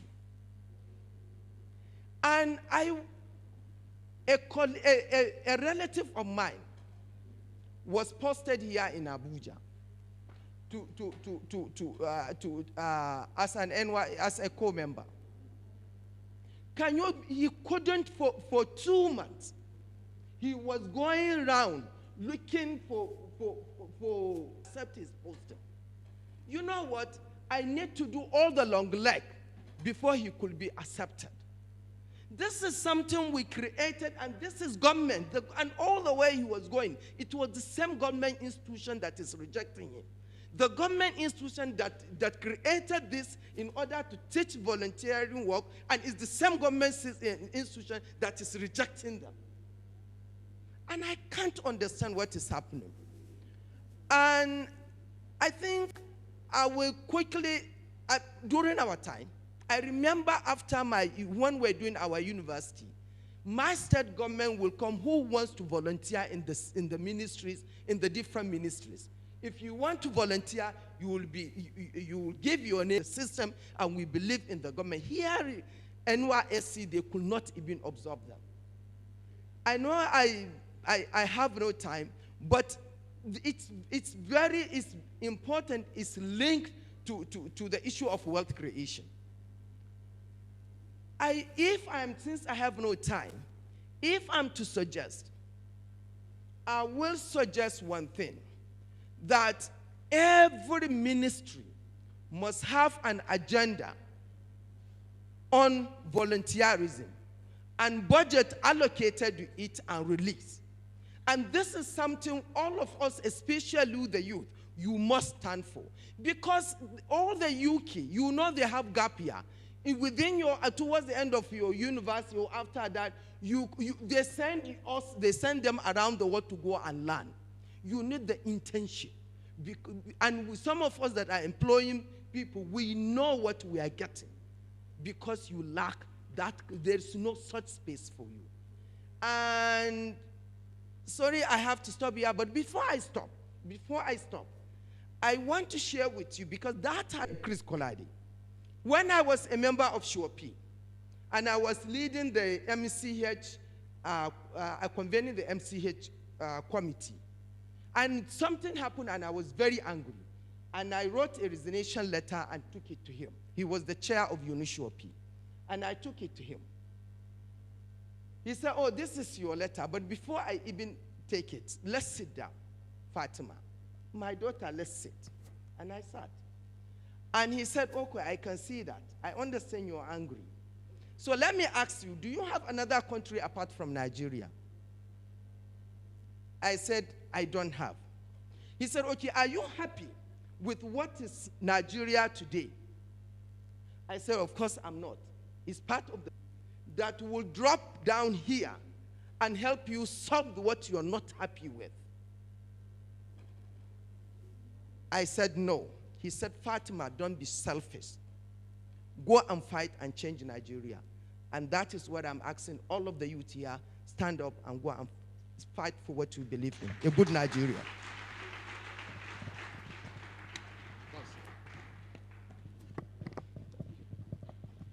Can you call her the Amazon of our times? She's calling you to order. Go and fight for Nigeria.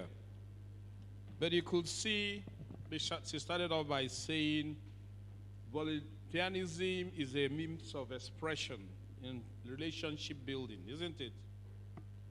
And also collected problem-solving mechanism.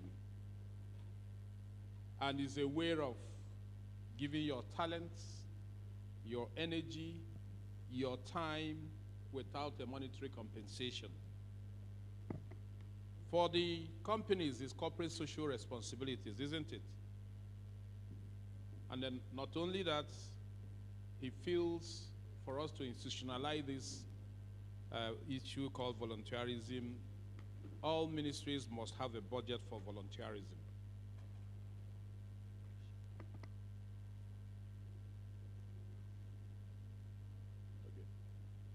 Also, he's saying we should all be ready to make sacrifices. I think that is the big one. For some of us who feel that things should be done in a particular way, when you resign and leave, then you leave those people doing those things you don't want to do to have a field day, isn't it?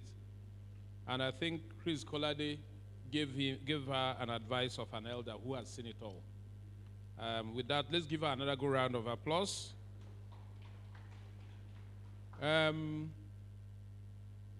Who did disturb our panelists? This is not the time to disturb her. Okay, let's put our hands together to invite the country rep of UNFPA, who is ably represented by my friend and brother Dashe, to give us his own pitch. He has 15 minutes, and let's give him a warm welcome. Thank you, Dashe.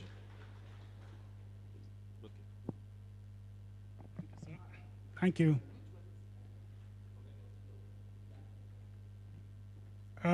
Good afternoon, Patriots, National Patriots. I'm delivering the speech on behalf of my country rep to address the issue of demographic dividend. And so I'll stand on existing protocol before I start. Whatever you'll be hearing now is what the rep would have said, even though I know she would have said it in a much better way than I'm doing now. I am honored to be invited as a panelist at the National Patriots Summit on the theme and sub-theme, which are very apt, especially coming at a time when all developing countries like Nigeria are finding sustainable strategies to address unemployment. And moreover, employment is one of the cardinal pillars of harnessing the demographic dividend. And this leads me to go straight to the issue of, to address the issue of harnessing the demographic dividend, illustrating with some of the examples of the catalytic efforts of UNFPA in accelerating the process. The demographic dividend is the economic growth potential that can result from a shift in a population's age structure, notably when the share of the working age population, 15 to 64, is larger than the population of the non-working age.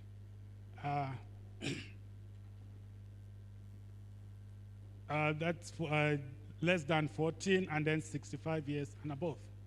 The change in age structure is typically brought about by decline in fertility and decline in mortality rates.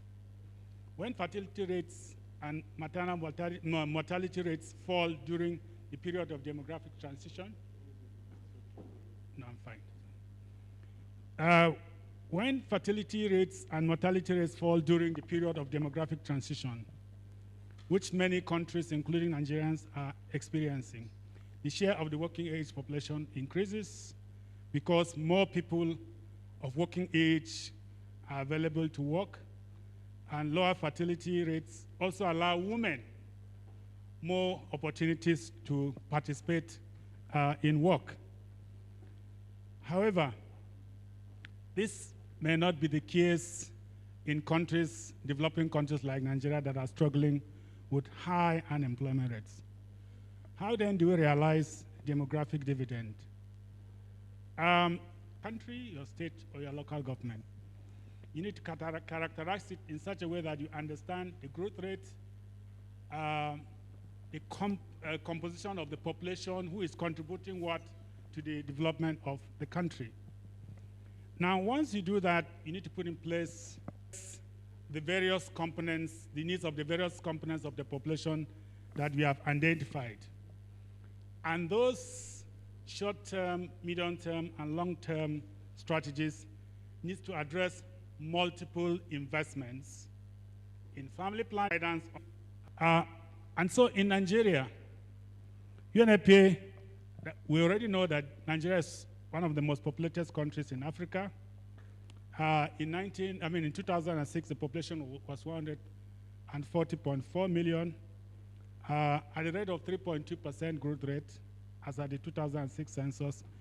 This number was projected as 221.4 million in 2020 by the National Population Commission. And it was estimated that 60% of this population are aged 24 years and below. And so the population is expected to double to 339 million in 2050. And so to harness the potentials of this huge youthful population, in 2017, in July 2017, Nigeria aligned with the African Union to develop a roadmap on harnessing the demographic dividend. And the roadmap, in line with the guidance of the African Union, encouraged all the states and, if possible, all the local governments to develop these roadmaps so that it will guide them in order to forge development going forward. And so, currently in Sokoto, prior to the African Union's impetus, we have supported the country to put in place this roadmap. We sponsored research for Nigeria to reap demographic dividend in 2014 and supported key states that had resources, including Kaduna, to do a population dynamic survey. We supported national seminar and geopolitical seminars in quite a number of zones in 2015, the Southeast and North Central in 2018, in order to increase awareness and knowledge at the geopolitical level on how to program using demographic dividend strategies. We've supported state-level research and seminars also on the same issues in Sokoto, in Kaduna, Lagos in 2015, Sokoto, Cross River, Ebonyi, and Akwa Ibom in 2016. We supported the development of policy briefs in all these states. We have also gone ahead, because it's not just enough to put in place the roadmap, because the characterization of the population, which we call demographic dividend profile. And so we've supported Nigeria to put in place a national demographic dividend profile in 2017, and 2 states so far have been supported to put in place state-specific demographic dividend profile, which compartmentalize all the issues of population, identify strategic weaknesses, and strategies that need to be put in place in order to harness the demographic dividend. That we have achieved in Lagos and Kaduna. We've trained, during the support to put in place the profile, we trained about 19 officials from 14 MDS at the national level, and then about 30 officials from all the states to achieve same. We've collaborated with NIC Dividend Monitoring Index and a dashboard in 2020. Also, we've trained over 30 government officials in various DD programming, including the DD Monitoring Index and the dashboard. So overall, quite a number of capacity development has been put in place. And so, based on this capacity building, we're happy to report that that has influenced the inclusion of a whole demographic dividend agenda in the current National Development Plan 2022-2025. And so going forward, UNFPA will continue to provide assistance to the remaining 31 states and advocate to them to ensure that they support local governments to put in place the same structures. We will advocate for the integration of demographic dividend principles and investments in all national and state development plans, including the MTSS. We support the development of the M&E framework for the monitoring of the demographic dividend process, and we also support the development of demographic dividend observatories at the national and subnational level. So as we discuss issues of volunteerism and unemployment in this country, I urge you to explore its sustainability. After volunteerism, where do those people go? Because that's a very, very key. Told us the experience people are having with NYC. However, she said she remained confident that with programming to harness demographic dividend at the federal, state, and community level, will succeed in ensuring that our young people, including women and girls, have access to sexual and reproductive health services, education, and employment opportunities to fulfill not just their human rights, but also to fulfill their potentials. Thank you very much.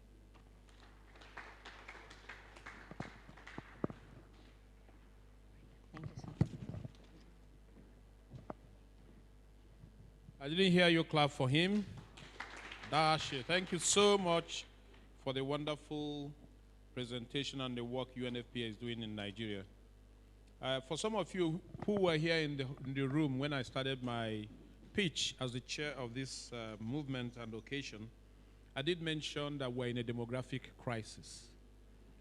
I don't know how many of you were in the room when I said that. Can you raise your hands? You can see just a few of you. Unfortunately for that, the reason why we're in trouble is just a demographic wahala. So we'll thank Dashi for the wonderful presentation, and then all the DD-related activities they are doing in Nigeria, building capacities both at the federal and then sub-national levels. But I think the most important thing is including demographic dividend issues in the National Development Plan. I think that's a sustainability thing, and that means the government is also recognizing that we have a problem. And that's why at the level of the vice president, there is a demographic dividend office. But all in all, when you plan something and you do not plan to monitor it, you have actually planned to fail. They are already developing monitoring and evaluation frameworks and plans for both at the national and sub-national level. I think that's a very wonderful thing. On that note, let's give him another round of applause. Before I call up my good brother and friend, let me make sure he's online. Pat, are you online now? Pat Utomi is online. His line is now. See, I told you, he's online. Some dignitaries in the room here. We have DG of National Youth Service Corps. We also have Louis Auta, who is the president of NETMEN in Nigeria and founder of Cedar Seed Foundation. Thank you, my dear, for being here. We also have Honorable Mind Kelechi, Chief of Staff, MRP, representing His Excellency Dr. Solomon. Pat, we are giving you... All right. Well, thank you very much. It's a pleasure for me to be able to join you and to be able to share some words today with the young people of our country, our continent, our world. This is because, in my opinion, in every society all through history, it is the young who eventually make the changes that lead to significant progress. And for me, the reason is very simple. The reason is based on the fact that in many societies, by the time you are 50, 60 years old, you have so much commitment, first of all, to the established order. Second, you have responsibilities that frighten you from things that appear risky. So you don't therefore take risks as such. And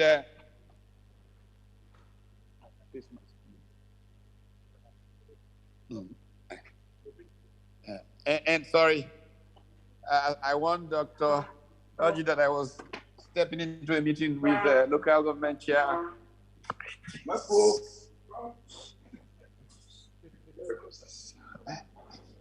And so I have come to this meeting very hopeful that an engagement with the young of our land will facilitate the rejuvenation of our country. Why are we challenged as a society? How can we change things? In my view, one thing is fundamental to human progress, and though that is that values essentially shape human progress. I listened to the speaker before the last, and she was strong in talking about values. It is not a mistake, it's not an accident. I've tried to study human society all through history, and I find that invariably it is the values of the society that determine whether they succeed or not. In fact, a very well-known writer, Jared Diamond, who wrote the book Collapse, How Societies Have Failed Through Human History, focuses very much on that. And when I was living in the United States of America, there was a US senator who used to be a professor at Harvard. He was succeeded in the US Senate by Hillary Rodham Clinton. His name is Daniel Patrick Moynihan. And Professor Moynihan, this great sage, very fondly remembered for a statement that says that he was asked to define the difference between Democrats and Republicans. And his definition was basically that there are two truths which these two different groups subscribe to. And it says that the central conservative truth, which is what Republicans subscribe to, is that it is values that shape human progress. But the central liberal truth is that politics can change a culture and save it from itself. So the truth of the challenge is, whichever way we dice it, it's about how politics or culture basically leads to progress. So you look at our society, look at the things that we hold dear. And I can tell you, as one who has been privileged in many ways to grow up in Nigeria from independence till today, the major differentiation between the rapid development of our early history and some of the challenges of today is the difference in the values of the people and the nature of leadership. This is why I founded the Center for Values in Leadership. So how do values and leadership come together? And this is very important because I try to engage young people all the time about it. What we see around us, you know, everybody wants to succeed. That's nothing wrong with wanting to succeed. Everybody wants to, as they say, make it and all of that. Fine. But what does not sustain is what we've gotten into. We're just, by any means, making it is what many people are pursuing. Leaders help people make a lot more progress. Whenever society has been in trouble and manages to find people who are truly leaders, they solve the problems through the vision of those leaders. Two things are fundamental in how those leaders operate. One is knowledge. You cannot lead unless you know. That's why they say readers are leaders. But the naked truth is that people don't follow somebody who doesn't know the way. Otherwise, all of us will get lost in the jungle. So knowledge, not certificates, not PhD, not anything, but knowledge is the first thing about leadership. The second thing is a sense of service. See, leadership is other-centered behavior. If you spend most of your time thinking about yourself, you're not a leader.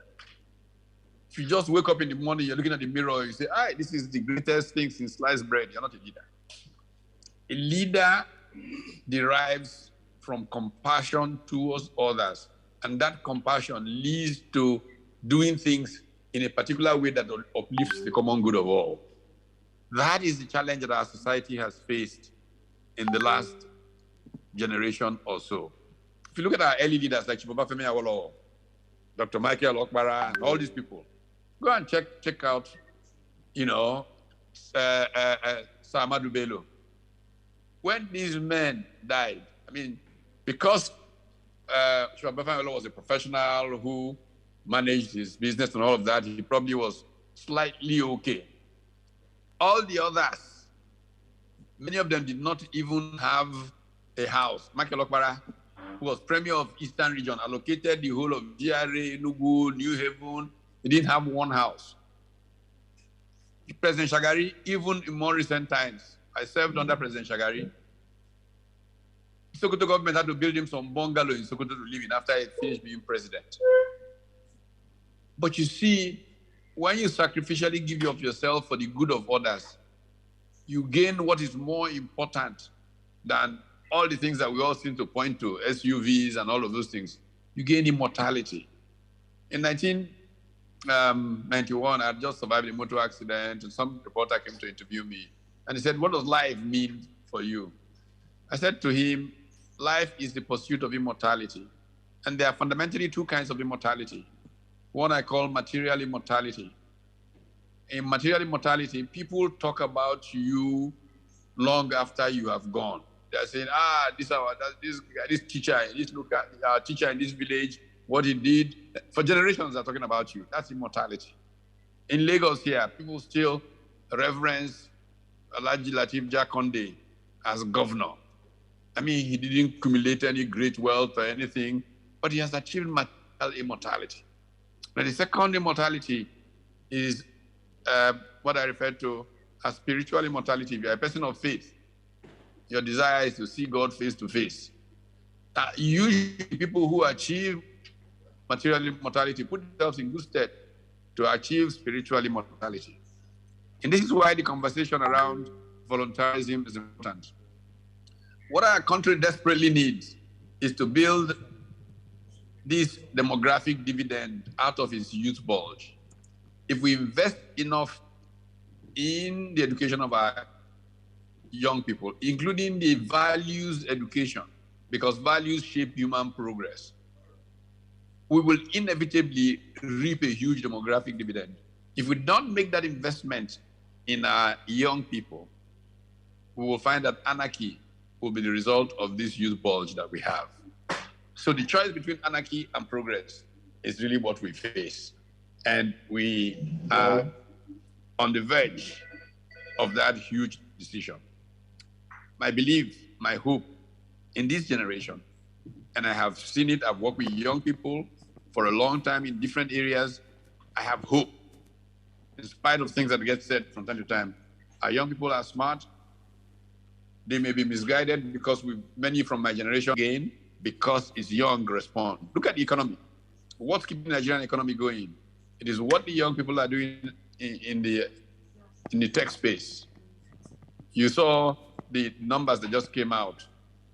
14% growth in the telecommunications tech space last quarter, biggest jump in any space. Look at out of nothing in the space. You know, match it with what people are doing in an industry that nobody prepared, Nollywood. And so what we need is leadership in those spaces. And for people to be effective as leaders, they've got to think, not me, not me, myself, and I. They've got to think others, us. And that's how societies get great. And then people will write and talk about them forever. That is the greatest gift that you can have. So to begin to close, the point of my remarks, very simple. Leadership is very important because it sets the tone of culture, and culture, which is values, shape human progress. For us to make progress, we've got to get the values right. Is it the work ethic? Is it honesty? Pure integrity? Is it a value of essentially respecting the dignity of the human person? These are very, very critical values that you used to. Look, a professor at Princeton called Angus Deaton tried to look at how societies have made progress, and he wrote the book, The Great Escape: Wealth, Health, and the Origins of Inequality. You find that the countries, societies that are invested in health and education have put a gap between them and the ones that have not. And so that education produces leaders, and those leaders with the right values turn up progress. I've watched transformation, literally, because I've been traveling to those countries since they were dirt countries, to where they are. Singapore, the Dubai experience, we don't need to talk about. Even Brazil, that was apparently making progress and had the best. I spent a lot of time traveling in Brazil. And the fact that Brazil can turn around and begin to reclaim its potential is assurance for me that Nigeria can reclaim its potential. And it's all in your hands. I'm looking forward to all of you playing transformative roles in changing this country, because you can. Just have the right values for the good of society and you of leadership through volunteerism, concern for neighbors, and all of those. I thank you all for having me. I hope this. So, ladies and gentlemen, let's give a good round of applause for the panelists. And it is interactive time. Interactive time. Let me clear from the tech people. I think the microphones on the seats are enabled, so people can sit and ask their questions from the microphones in front of them, correct? Where is Favor?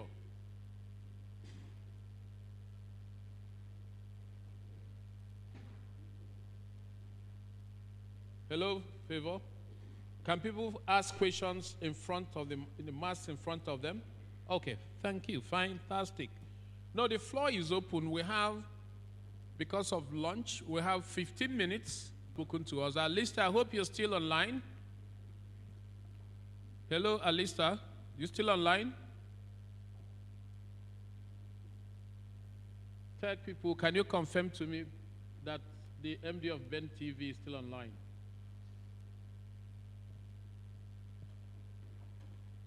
Hello.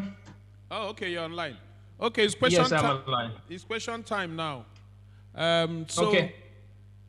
Please raise your hand if you want to pose a question. We'll take the first 2-3 questions. The panelists will answer. We'll take another cycle. We'll have 15 minutes for that. Please make your questions straight to the point. No long lecture again, okay? Yes, number one. Please find out. No. They will use the assessment. Number two. Who is number two? Number two question. Okay, only one for now. Okay, number two Okay. over there. Number three? Yeah. Number three. So you know your numbers. Number one will go. Please make it very short and straight to the point. All right? Go ahead.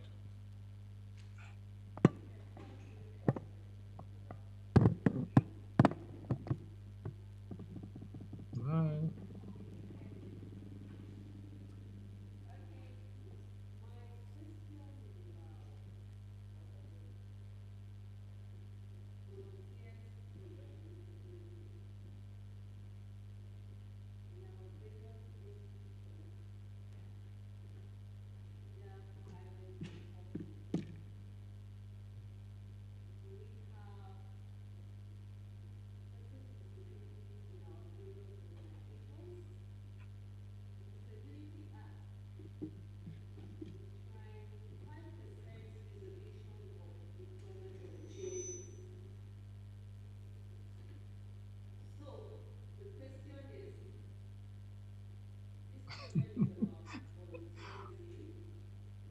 Prof.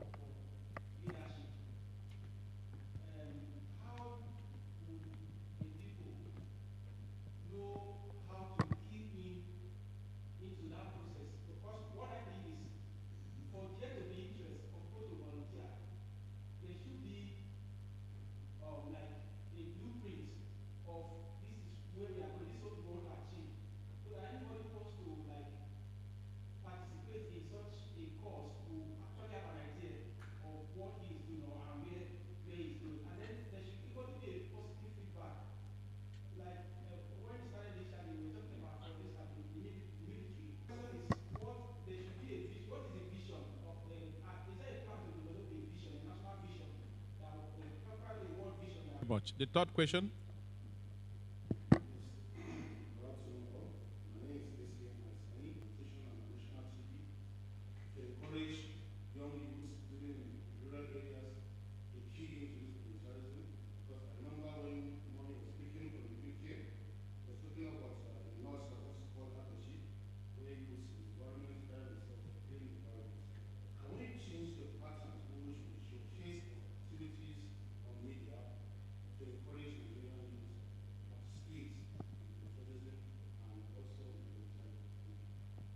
Thank you, the three speakers. Can we go back to the panelists? You heard their questions. And then you can take from you can put on your mic if you want to respond. Alicia, Pat, if he's still there, Madam, Adamu. Can you repeat some of the question for us, please? Okay. Number one, the First Lady talked about what is the percentage of made available statutorily for people living with disabilities, and then how many of them have been registered.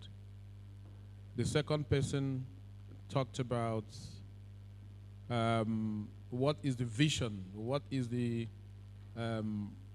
something that has been put in place that people can lock onto to do this volunteerism. And then the third person, I think that's V.I. Osani, man. Sani, please repeat your question again, if you don't mind. What I mean is that there should be a coordinated program on a national team to encourage youth in villages and rural areas that cannot even attend or know social movement to engage them in volunteerism. As you said, madam, during the presentation of Agachi, for instance, where youth actually come up and they organize in various areas to develop the areas of opinions and developing the areas of what it is to be at them. So if there's a program that can actually engage more to the grassroots, I believe that should be better also to encourage patriotism and also volunteerism. Okay, you heard them. So any insights? We can also provide insights from the NPS. Go ahead. Okay, Alistair, go ahead. Well, I think the first question definitely goes to people in Nigeria that may probably have the record of people with disability, not able to. And while in terms of the volunteerism, I think, again, you've been one of the core initiators of the initiative, will be the one that may give the direction on how the record and the data would be kept. But again, on the issue of the volunteerism, especially working with the SDF office, the Nigerian Diaspora organization, NIDO, which is the global think tank of Nigerians, normally on a yearly basis work with the volunteerism. When you find the Nigerians in the diaspora, every month of July, they come back to Nigeria and they do a lot of volunteering work on a yearly basis when they visit home. After their summit, they go to their individual states or NGOs, charitable places, and donate or do some contributory work. So I guess even from the diaspora as well, they come home on a yearly basis to volunteer to support initiatives at home. Thank you very much.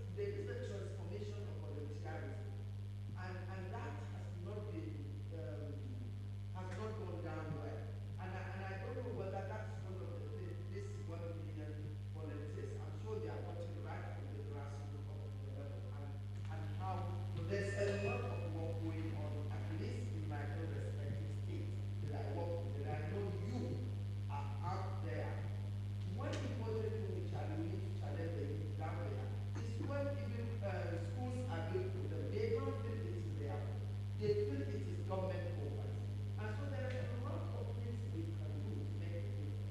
Whether media will serve idolatry, whether we need to, this movement is what we need to have in order to reach out down there is also something. And I think I'm throwing more on this, I'm the challenge back to the movement.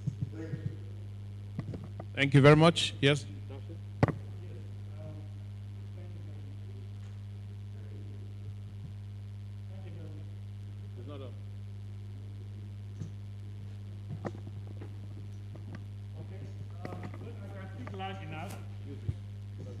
Okay, thank you very much. I like the question. Okay, I like the question about. Okay, so. Thank you very much, Madam, for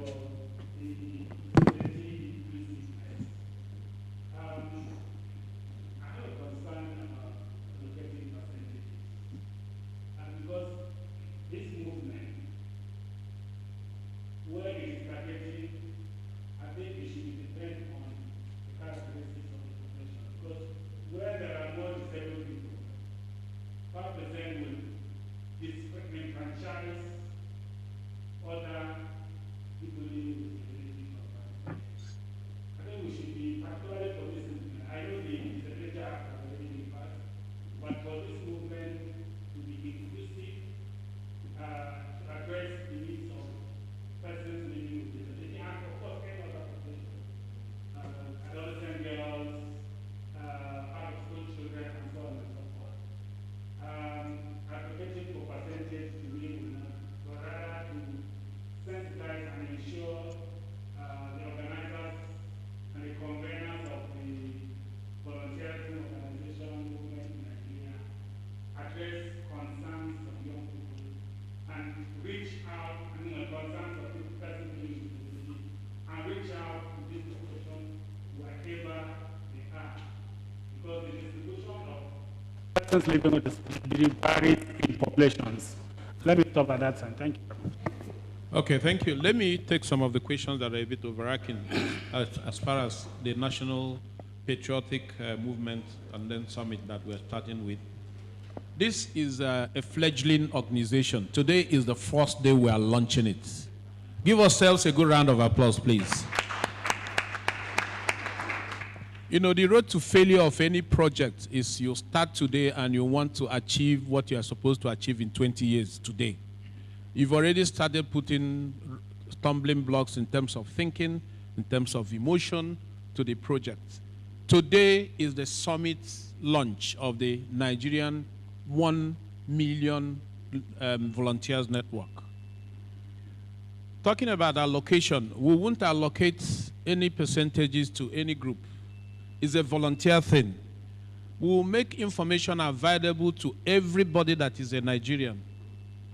It is up to the people to volunteer. And I also want to speak to this issue. As an activist myself for almost all my life, I've always said the way you pitch yourself can also make people discriminate against you, isn't it? So it's important for us to recognize, even if I live with disability, I have a worth. People want to see that worth.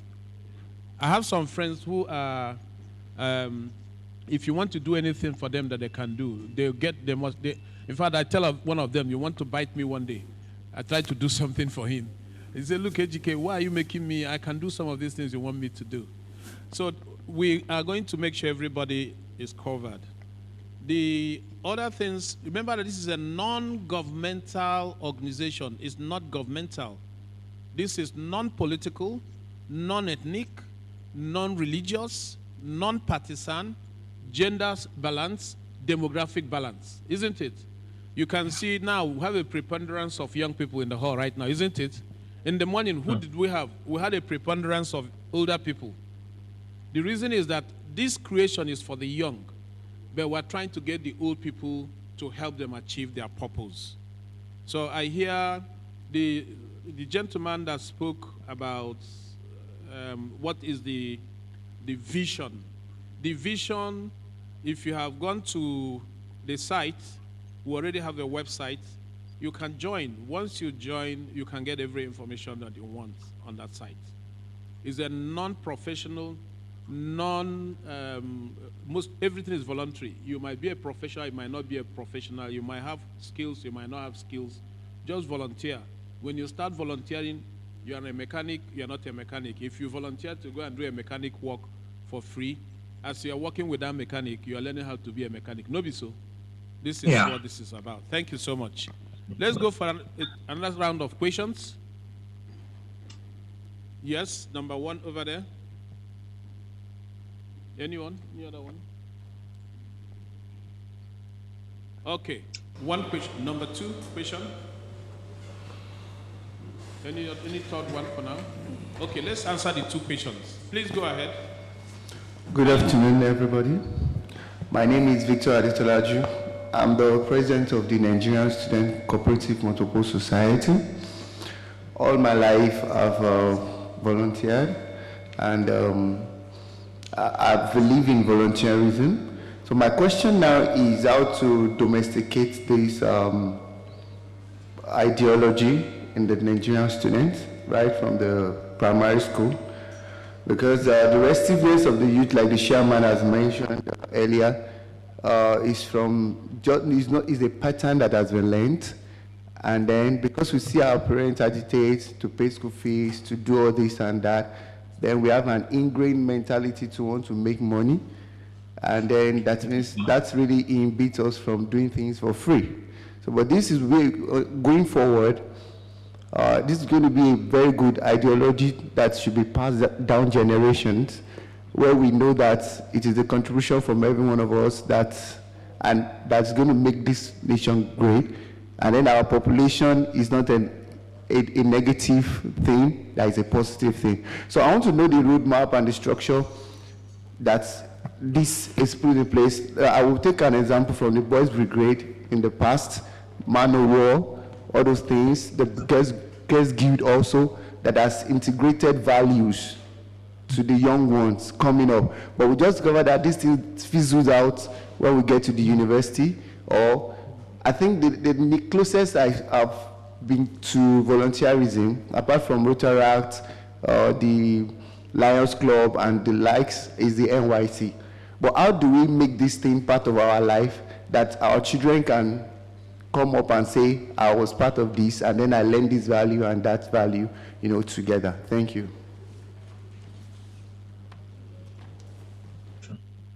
Okay, thank you very much. The second person? The second lady, the lady.